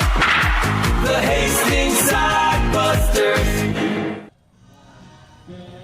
This is it, folks. 9th inning. Busters down a run, need to get a 0 here and 1 in the 9th to keep their season alive here at Duncan Field. Steve Stein, whatever you've got left in the tank, terminology, jinxes, whatever, take us home. Well, first, shout out to the son. I didn't know Bryden ever watched these YouTube broadcasts, so maybe he is the Sodbuster good luck charm, or was he the one that tuned in when the 3 runs came in the 8th? I think Bryden was afterwards. So, right, what's up, Bryden? Yeah, hey, we appreciate you. You're watching here today, and we've turned into probably the Spearfish broadcast right now. I'm sure they are awfully excited seeing the prospects rally, and now they look for insurance here in the 9th. The Sodbusters, Dina Morales trying to put a 0 on the board, keep it a 5-4 game, and find a way to win it in the bottom of the 9th in a must-win situation. They're still singing, and Dino's trying to pitch. Would you be quiet? All right, and the pitch bunted at and missed. No balls and a strike. Corey Cozette. The game is going on now, and they call ball 1? They said he did not offer at that. How did he not offer at that? Okay, he definitely offered at that. 1 ball and no strikes on Corey Cozette here in the top of the 9th as they still sing a Neil Diamond. Game's going on. It's 1 ball and 1 strike, and maybe they called the ball just for that reason. Borgman caught it. Oh, my gosh. Jack Borgman, I thought that was fouled out of play. Jack Borgman, talk about his defense. He had that throw that was just so un-Jack Borgman-like, but he's had 2 really good defensive plays since, and Borgman, a little redemption there. There's one big out here in the ninth. 6'5" and runs like he's a 150-pound, 5'8" track star, sprinting the 100-meter dash there. He's got some wheels, folks. It's a great job for Jack. One out, nobody on, and Dina Morales, who came in relief of Michael Hanna. Hanna would be the losing pitcher as Hanna walked the bases loaded. All of those guys scored. It was an RBI single, and then the Sodbusters would throw it away, allowing 2 more runs to come across, and that's why it's a 5-4 contest. Particularly painful because they had a guy hung up between second and third and just had to run at him and basically make the tag. 1 ball and 1 strike the count now on Trent Berry, but got to move on from that. I'm having a tough time. Hopefully the Sodbusters have. 5-4 the score, and the delivery is fouled away as Trent Berry trying to get things going with nobody on and 1 out for the Nebraska Prospects. Try to get a little bit of a consolation victory to close the years. They come in at just 7-24, very short-handed today. All the reasons in the world not to be in this ball game, but these guys want to come out and win like anybody else, and they have given the Sodbusters a battle as Dina Morales just misses with that offering. Sodbuster fans not happy about that. 2 balls and 2 strikes, the count on the batter now as Barry trying to find a way. He's 1 for 3 with a run scored, and there was really nothing to lose in that Prospect dugout. They were coming in playing loose, and a lot of guys playing out of position. Just come out and battle, and they've certainly done that. Sodbusters basically allowing them to stay in the game and giving them enough opportunities, and then just basically handing. Well, they've handled them 5 runs because the 2 walks in the 4th inning. An error led to both of those runs. 3 walks in the 7th. There was an RBI single, and then 2 more unearned runs came in as 5-4 the scores. The pitch fouled away. Barry giving it a battle against Dina Morales. 3 balls, 2 strikes, 1 out, 5-4. The Prospects on top of the Hastings Sodbusters. Mentioned the fact that Fremont Spearfish game goofy yesterday with Spearfish battling from behind after they had an early 5-0 lead. 10-9. Spearfish coming back and winning in 10 innings to keep their playoff hopes alive, despite being out-hit 14-5 in that game. 3-2 pitch. Fouled away again. And we've seen Sodbuster games, some of the ones that we thought maybe got away. Fremont has been able to rally late here as of late, but that's one that if they don't make the playoffs, they will be thinking about that one. Out hitting the opponent 14-5, but give up 12 walks and 4 hit batsmen to go along with the 2 errors. Spearfish also had 5 errors in the game, so it was not a thing of beauty, but Spearfish takes it. And 3-2 pitch. Misses for ball 4. And 1 on and 1 out, and that is another walk, or another walk for this squad from Hastings. Double digits allowed by the Hastings pitching staff today. How about 12? Not good. J.D. Moffitt against a team that is hitting .219 on the year. How are they going to beat you? If you give them the opportunity. No balls and a strike on J.D. Moffitt, who has really struggled today. J.D. trying to find a way to put 1 in play as he is 0 for 4 with 4 strikeouts. Dina Morales, and Moffitt drills this one down the left field line. That is trouble, and all the way out to the fence. Another one will score as the Prospects are going to get a double. And how about J.D. Moffitt? The 6th run of the game has scored every one of the runs for the Nebraska Prospects. Those guys walked. RBI double, J.D. Moffitt, so 0 for 4, but he gets the last laugh, and it is now 6-4 here in the top of the 9th inning. 0 for 4 with 4 strikeouts, 0 for 22 on the year. His first hit of the year gives the Prospects a big insurance run. Nice. And not believe it. Yep, nice consolation prize right there. At some point, he was due, as they say. And an off-speed pitch missing for Dina Morales. 1 ball and no strikes. So the 1-out walk comes home to roost, and it gets a little tougher now for the Hastings Sodbusters as they are going to need at least 2 to send this baby to extra innings. And the delivery is inside for ball 2. 2 balls and no strikes on Obrecht. Obrecht looking to pick up the victory now.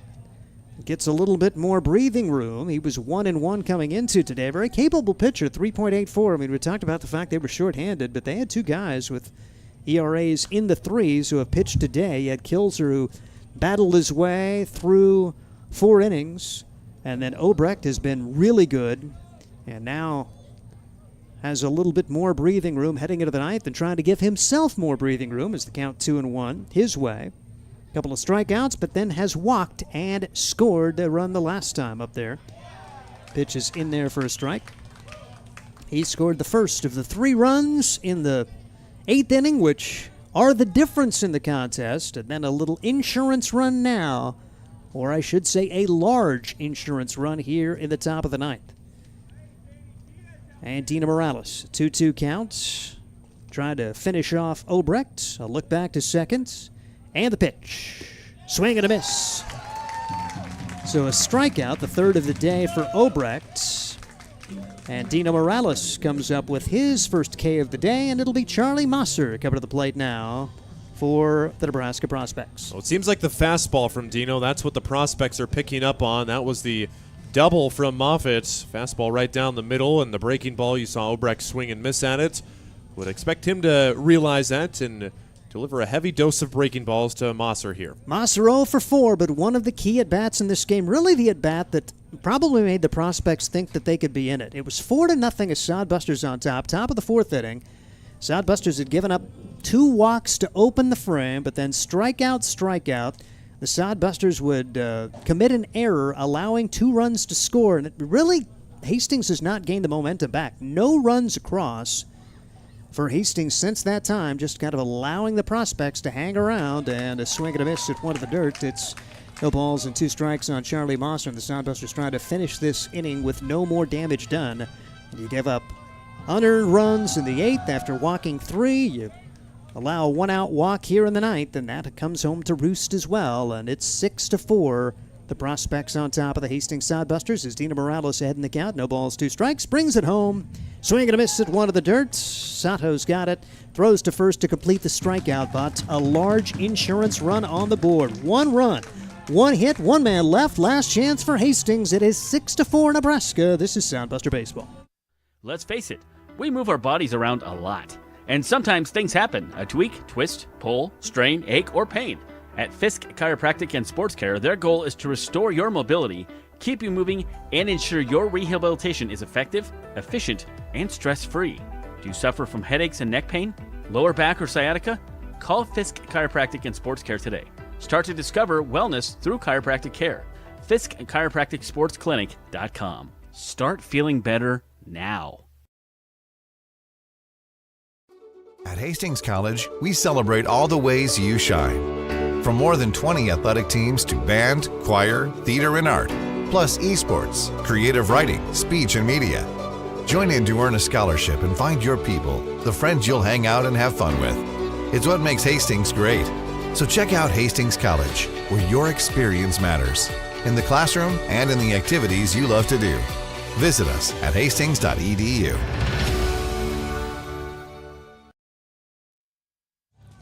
Last chance for the Hastings Sodbusters, a game which has totally turned around. The last 4 have been scored by the Prospects as they are on the verge of victory here at 6-4. All of that can be put behind you. You put their 3, 4, and 5 hitters up there. It'll be Sardelli, Borgman, and Delgado. Hastings made a couple of defensive adjustments earlier, so no Cale Jensen, no Ryan Jarvis. Like I say, Sardelli's been good since joining the team, and Delgado's been swinging a hot bat, so it's not like he really lost much. But in a situation like this, you'd also like to have those guys off the bench with maybe a chance at a pinch hit. Wouldn't it be nice to have Alexiel Delgado with an opportunity to swing the bat sometime this inning? But we'll have to see what they can get done against Carson Obrecht. Obrecht has been outstanding. About 4 innings, no runs, no hits, 2 strikeouts, 2 walks, and looking to nail down the victory. And as Ryan talked about the fact he is a starter, so pitch count probably not much of a concern for him. 57 coming into the frame, where he's used to throwing well into the 80s. Misses on the first here, 2 balls and no strikes. Sodbusters need a couple of base runners to really make it interesting here in the ninth. 6 runs, 6 hits for the Prospects, 4 runs, 8 hits for the Sodbusters, but they have not had a hit in a while. Their last hit coming back in the 4th inning. And have not had a hit against Carson Obrecht. 2 balls and a strike. Obrecht started at first today. We visited with him yesterday about the fact that he hadn't played in the field for a couple of years and did a nice job there, and much more in his comfort zone now as this pitch struck solidly but foul. And Obrecht, after falling behind 2-0, it's 2-2 to Sardelli. Tyler Sardelli, Arkansas Tech guy. He's from Kansas City. So I would guess somewhere at the midpoint, probably a little closer to Grand Island, to Hastings. Called strike 3 as Sardelli watches it go by on the inside corner. Couldn't pull the trigger, and there's one out here in the 9th for Jack Borgman. Right on the corner. According to our flight scope, shaved off a perfect edge, and as a left-handed hitter with that ball coming right in you, not much you can do with that. Really good pitch for Obrecht, who has been outstanding. And here's Jack Borgman. Got off to a really good start. As the Sodbusters in that first inning, 2 outs, nobody on, would score 3 runs. Borgman had a walk and a run scored. Then he singled, stole a base, and scored a run back in the 3rd inning. And now here in the 9th, last chance for the Sodbusters, down 6-4. As Spearfish fans are rooting for the prospects. A team with nothing to play for, and they have done a nice job of just hanging around. They put 3 up in the 8th, 1 in the 9th, and the Sodbusters down to their final 2 outs of the season. As Jack Borgman, count 2-0 his way, takes strike 1, 2-1 the count. What might have been, but you got to put that behind you and find a way to battle here in the 9th. 2-1 delivery.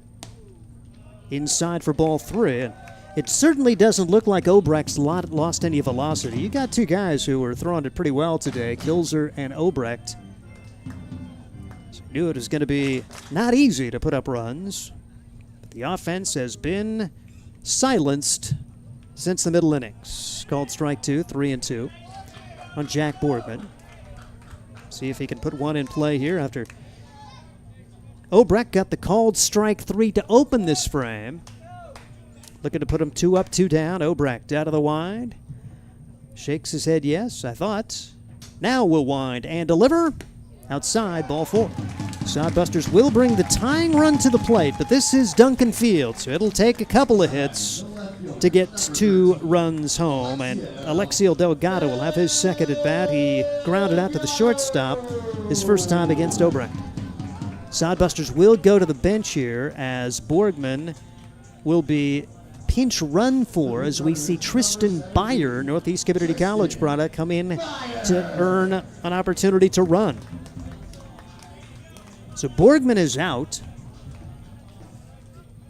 If I'm Jack Borgman, I'm saying, didn't you see my second stolen base of the year earlier in the game? I can run.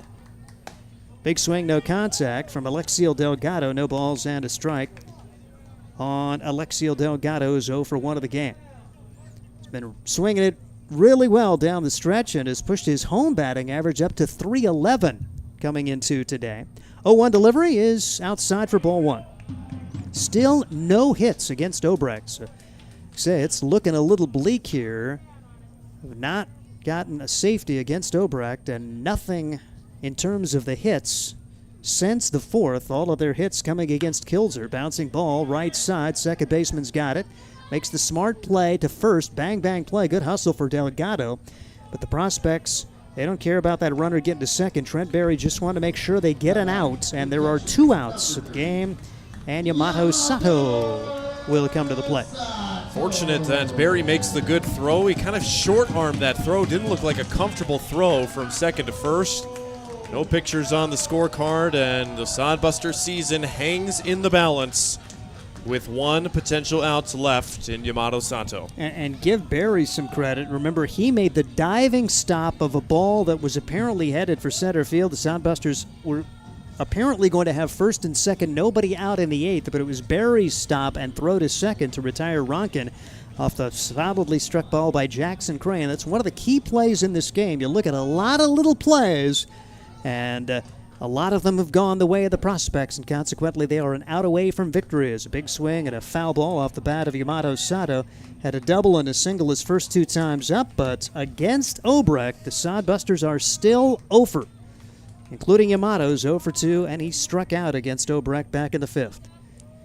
Obrecht doing the job out of the pen today and on the verge of victory here for the Prospects as they try to win for just the 8th time this summer and the 3rd time in the second half. Pitch misses outside for a ball. 1 ball and 1 strike on Yamato Sato for the Hastings Sodbusters. Great to have him in this country. Has been a nice addition to the team and one of the more pleasant individuals on this Hastings Sodbuster crew. 1 ball, 1 strike, line drive, center field, base hit. 1 run will score, and the Sodbusters are not done yet. So Yamato, his first 3-hit game of the year, and it keeps the season alive for the Hastings Sodbusters. And the first hit since the 4th inning for the Busters. Domo arigato, Mr. Sato. What a performance by the Japanese native, and potentially his final game as a Hastings Sodbuster this season. And doing it in front of the Japanese crowd as well. And now we just got to keep the line moving. Hits, maybe a wild pitch or two, and we could be talking about a new ball game here. Bryce Ronkin tries to keep it going now with a runner at first and 2 outs. Ronkin takes down low for a ball. 1 ball and no strikes. So Yamato Sato, and I am incredibly impressed with Ryan Valenta and Domo arigato, Mr. Sato. That is, that one of the highlights of the season. And hats off to Ryan Valenta. I am. If it ends now, you've put a smile on my face. 1-0 pitch, and it's fouled away, and that's off the foot of Ronkin, and that stings. 1 ball and 1 strike on Bryce Ronkin. So the walk, and then the pinch runner. Opportunity to see Tristan Byers score the run for the Hastings Sodbusters. Byers can scoot around the bases a little bit as he never hesitated. Yamato Sato keeping it alive. Not running for Yamato at this point with the tying run. Ronkin drills this one in the left center field gap. That is down. Sato rounding second. He's headed for third. He will stay there. And the Sodbusters have the tying run at third. The winning run at second. 6-5 the score, and Hastings is not done yet. Oh my goodness. Bryce Ronkin with some opposite field power. Oh, held my breath, thought it was going to hang up just a little bit too long, but how about no hits for 4+ innings, and now you get 2 back-to-back hits in a row. And now, would you rather have any guy but this guy at the plate? Jackson Crane has had some fun moments during his Hastings Sodbuster time. Jackson Crane is the best hitter at Duncan Field this year, .375 coming into today, and Jackson Crane has lived for these moments. Runners at second and third, and wouldn't this be a nice finish to the regular season if Jackson Crane could put a bow on it? But not done yet. We'll find out. Carson Obrecht approaching 80 pitches. Again, I told you he's pitched at least 80 pitches in all but one of his outings in his plethora of outings this summer. But it appears that Sodbusters have finally figured something out. Do they have one more key in them? The outfield is playing very, very shallow for Jackson Crane, so he's going to have to put it in a perfect spot if he gets a single. And the first pitch misses. Don't try to do too much, Jackson. 1 ball and no strikes on Jackson Crane, who is 1 for 4 on the day. Sato represents the tying run, Ronkin the winning run here in the 9th for Hastings. Down 2 coming into the frame. Obrecht, the delivery. Strike 1. 1 ball and 1 strike on Jackson Crane. Crane has had himself a good series, 3 for 4 on Thursday, an RBI and a run scored. 1 for 4 Friday with a run scored. Had yesterday off in advance of today's matchup, and Jackson Crane trying to come through. 1-1 delivery. Hard hit ball. Foul. Down the first base line. Tank made a headlong dive, but Charlie Mosser couldn't bring it in. And that was just a few inches away of perhaps extra bases and a game winner. But now the Sodbusters are down to their final strike. Obrecht against Crane here in the bottom of the 9th. Does Hastings have a little more magic? Righty versus righty matchup. And the 1-2 delivery, check swing foul. And it remains 1-2 on Jackson Crane. Hastings Sodbusters trying to find a way after it looked very bleak heading into the bottom of this frame. Had not had a hit off of Obrecht. Had 2 outs. The hit from Sato, the hit from Ronkin, and the pitch. Good job fouling it back. Heck of a job for Jackson Crane to stay alive against a really good pitch from Carson Obrecht. Still 1-2. High drama here, and the fans are hanging out and hoping for the best for this Hastings Sodbuster crew. Another 1-2 from Obrecht. Brings it home. Swing and a miss. Went after one up his eyes, and that is the end of the season for the Hastings Sodbusters. They give it a battle here in the ninth. A one-out walk, a two-out single, a double. But the season will come to a close as hats off to the Nebraska Prospects, a team with nothing to play for, a team that's shorthanded. They come on the road, and they pick up a nice win here today by a score of 6-5 for the Hastings Sodbusters. A really good year, but it ends at 32-20 as Hastings falls to the Nebraska Prospects by a score of 6-5. We'll talk about it right after this timeout. This is Sodbuster Baseball. Core CPAs is your locally owned, full-service accounting firm. Our team of professionals have years of accounting experience and focus on building in-depth relationships with our clients. Our comprehensive and customized solutions are tailored to your specific needs. We pride ourselves in our commitment to integrity, objectivity, and professionalism. At Core CPAs, we provide tax services, payroll, bookkeeping, assurance and financial reporting, and much more. Visit our website at corecpas.us. Blue Fork Kitchen features elevated comfort food in a family-friendly, fast casual environment. With a full menu, you can sit down for a nice meal or order online for pickup. From salads and wraps to burgers and steaks, Blue Fork Kitchen has your kind of food. Open Tuesday through Thursday, 11 to 9 p.m., and Friday and Saturday, 11 to 10 p.m., with a special brunch buffet Sunday from 9 to 2 p.m. Blue Fork Kitchen is located in the Cimarron Plaza, 38th and Osborne Drive in Hastings. Like them on Facebook. Sodbuster Baseball is sponsored by Jerry Spady Chevrolet GMC. It's one of the many ways Jerry and Greg Spady, along with their families and employees, have proudly embraced a passion for giving back to the community. The folks at Jerry Spady Chevrolet GMC realize the importance of enriching and improving the lives of their neighbors. They've accomplished this through philanthropy and active personal involvement. Featuring the top new and used inventory in the region and a certified service department, Jerry Spady Chevrolet GMC, 2750 Osborne Drive East in Hastings, or at spady.com.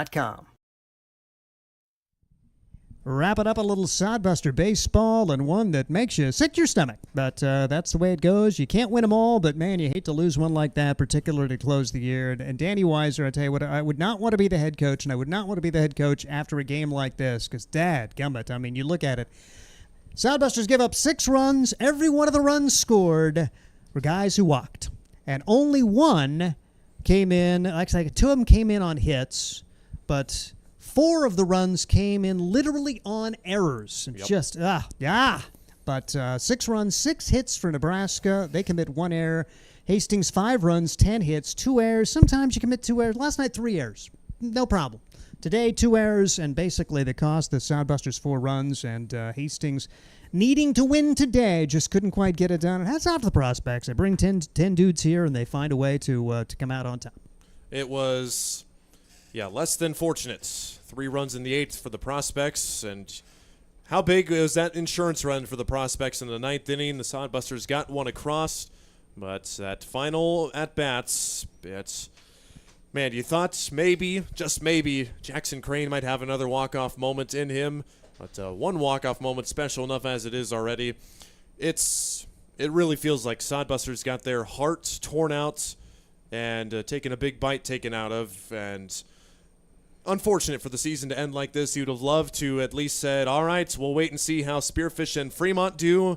Unfortunately, not going to matter anymore, and it's really tough to sweep a team in 4 straight games, especially the Prospects, even though they were down to their last few guys. Of course, they had one of their best pitching performances by a starter out of the bullpen, and he had his night. Carson Obrecht just allowing the 1 run and a couple of hits across his 4 innings of relief. Hats off to the Prospects, like we said, with nothing to play for, to just play a little bit of spoiler, and so Spearfisher Fremont will meet Casper, and we wish the best of luck to both of those teams. And the Sodbusters, though, I mean, this is a season that's going to go down in history, their most winning season to date. They had a lot of talent on this team. Scott said he didn't believe that this was the most talented team yet in history, but the guys, they just played so well together. I mean, you never went down to the dugout. I mean, we go down to the dugout after every game or before every game, and guys are always messing around. They're always doing something in the bullpen, something in the dugout,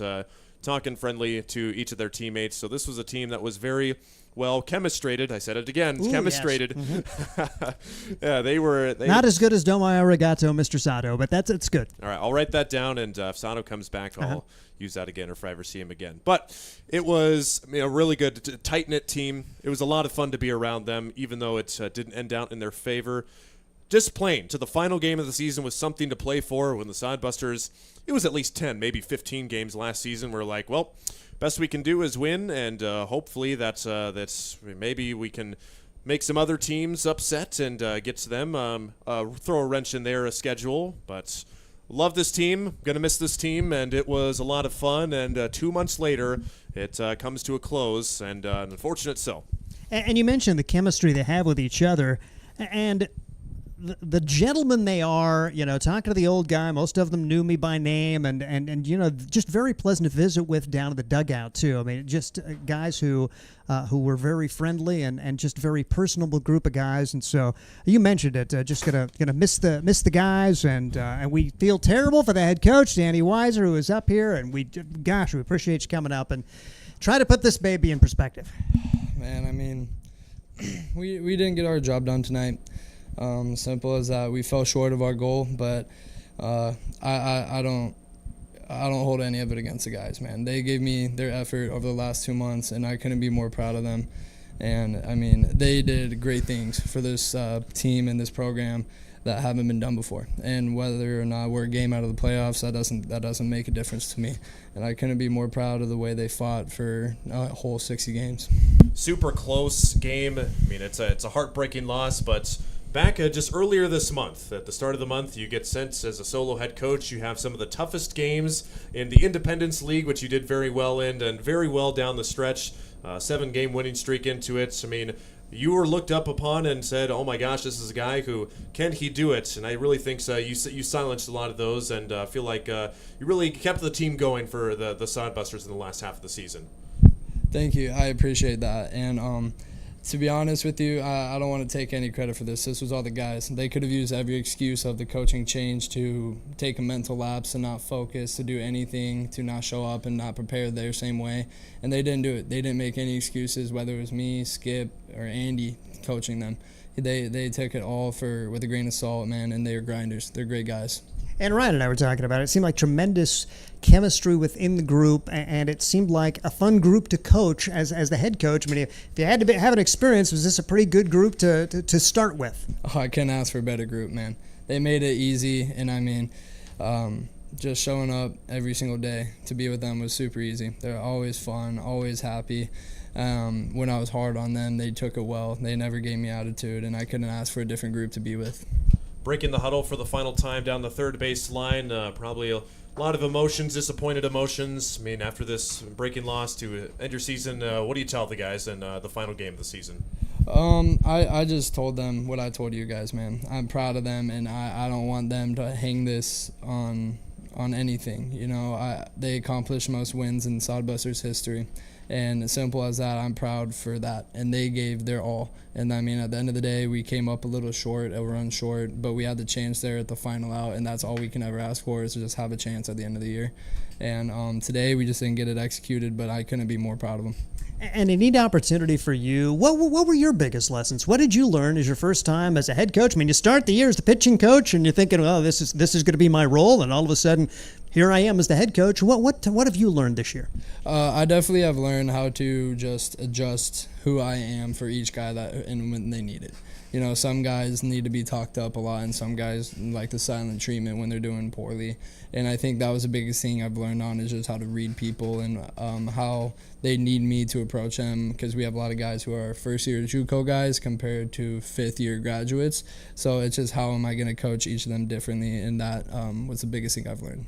Now that the summer season's over, Danny, where's your next stop? What's going to be the next stop after the Sodbusters, and maybe even looking back to the next season? Do you see yourself coaching, whether it be here or somewhere else next season? Where are you off to now? Heading home to Denver, Colorado. Sorry, looking for jobs, but for next summer, if I can, I'd love to come back and be a Sodbuster. Danny, we appreciate your cooperation throughout the year. I mean, it is so tough to come up after games, and you have been put in so many gut-wrenching situations.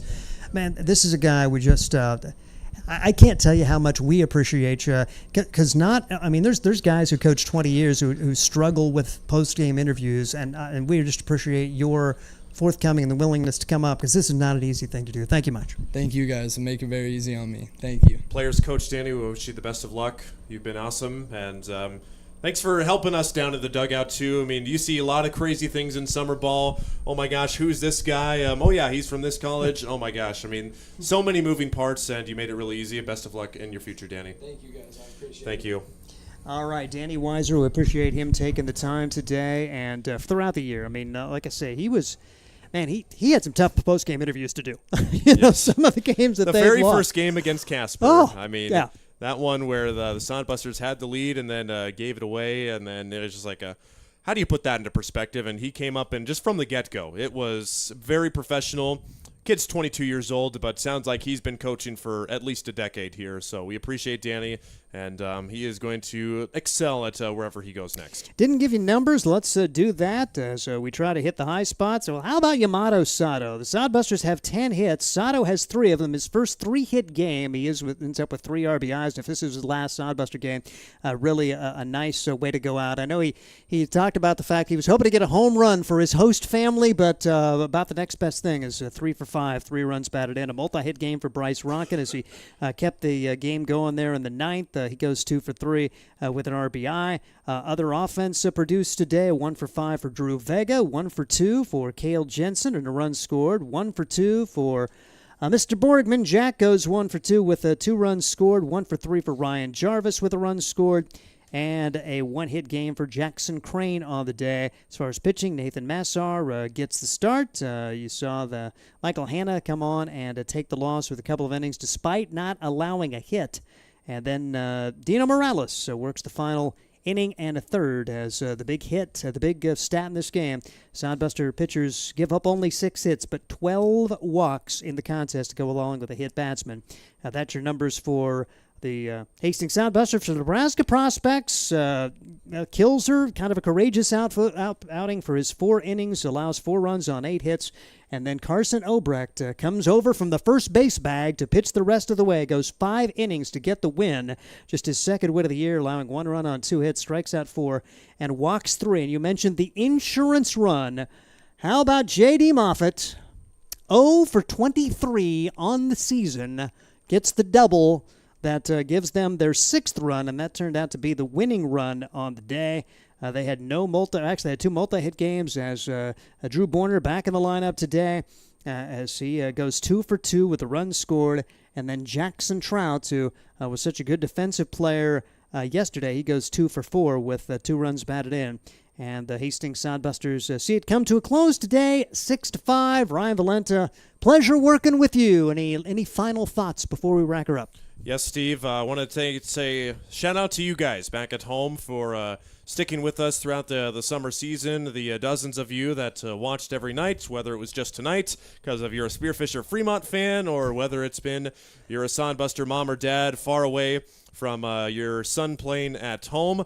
We appreciate you supporting the stream and all the nice comments everybody's leaving us in the stream tonight. I want to say a special thank you to you guys, and appreciate that you guys are watching and supporting us, because I mean, otherwise, no real reason to do it. So the fans, we appreciate you very much, and we hope to be back next summer season. Obviously, next May is very far away, so Steve and I hope to be back, but still to be determined. But it has been a blast.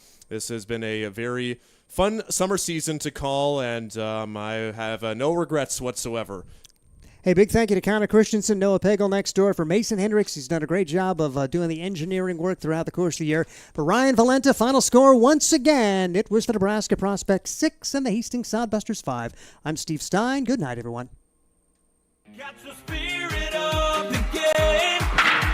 The Hastings Sodbusters. Get the ultimate fan experience at a Hastings Sodbuster game this summer. Enjoy high-level collegiate summer wood bat baseball at the beautiful and historic Duncan Field in Hastings. Baseball and a whole lot more. Affordable family fun. That's what the Sodbusters and the Independence League are all about.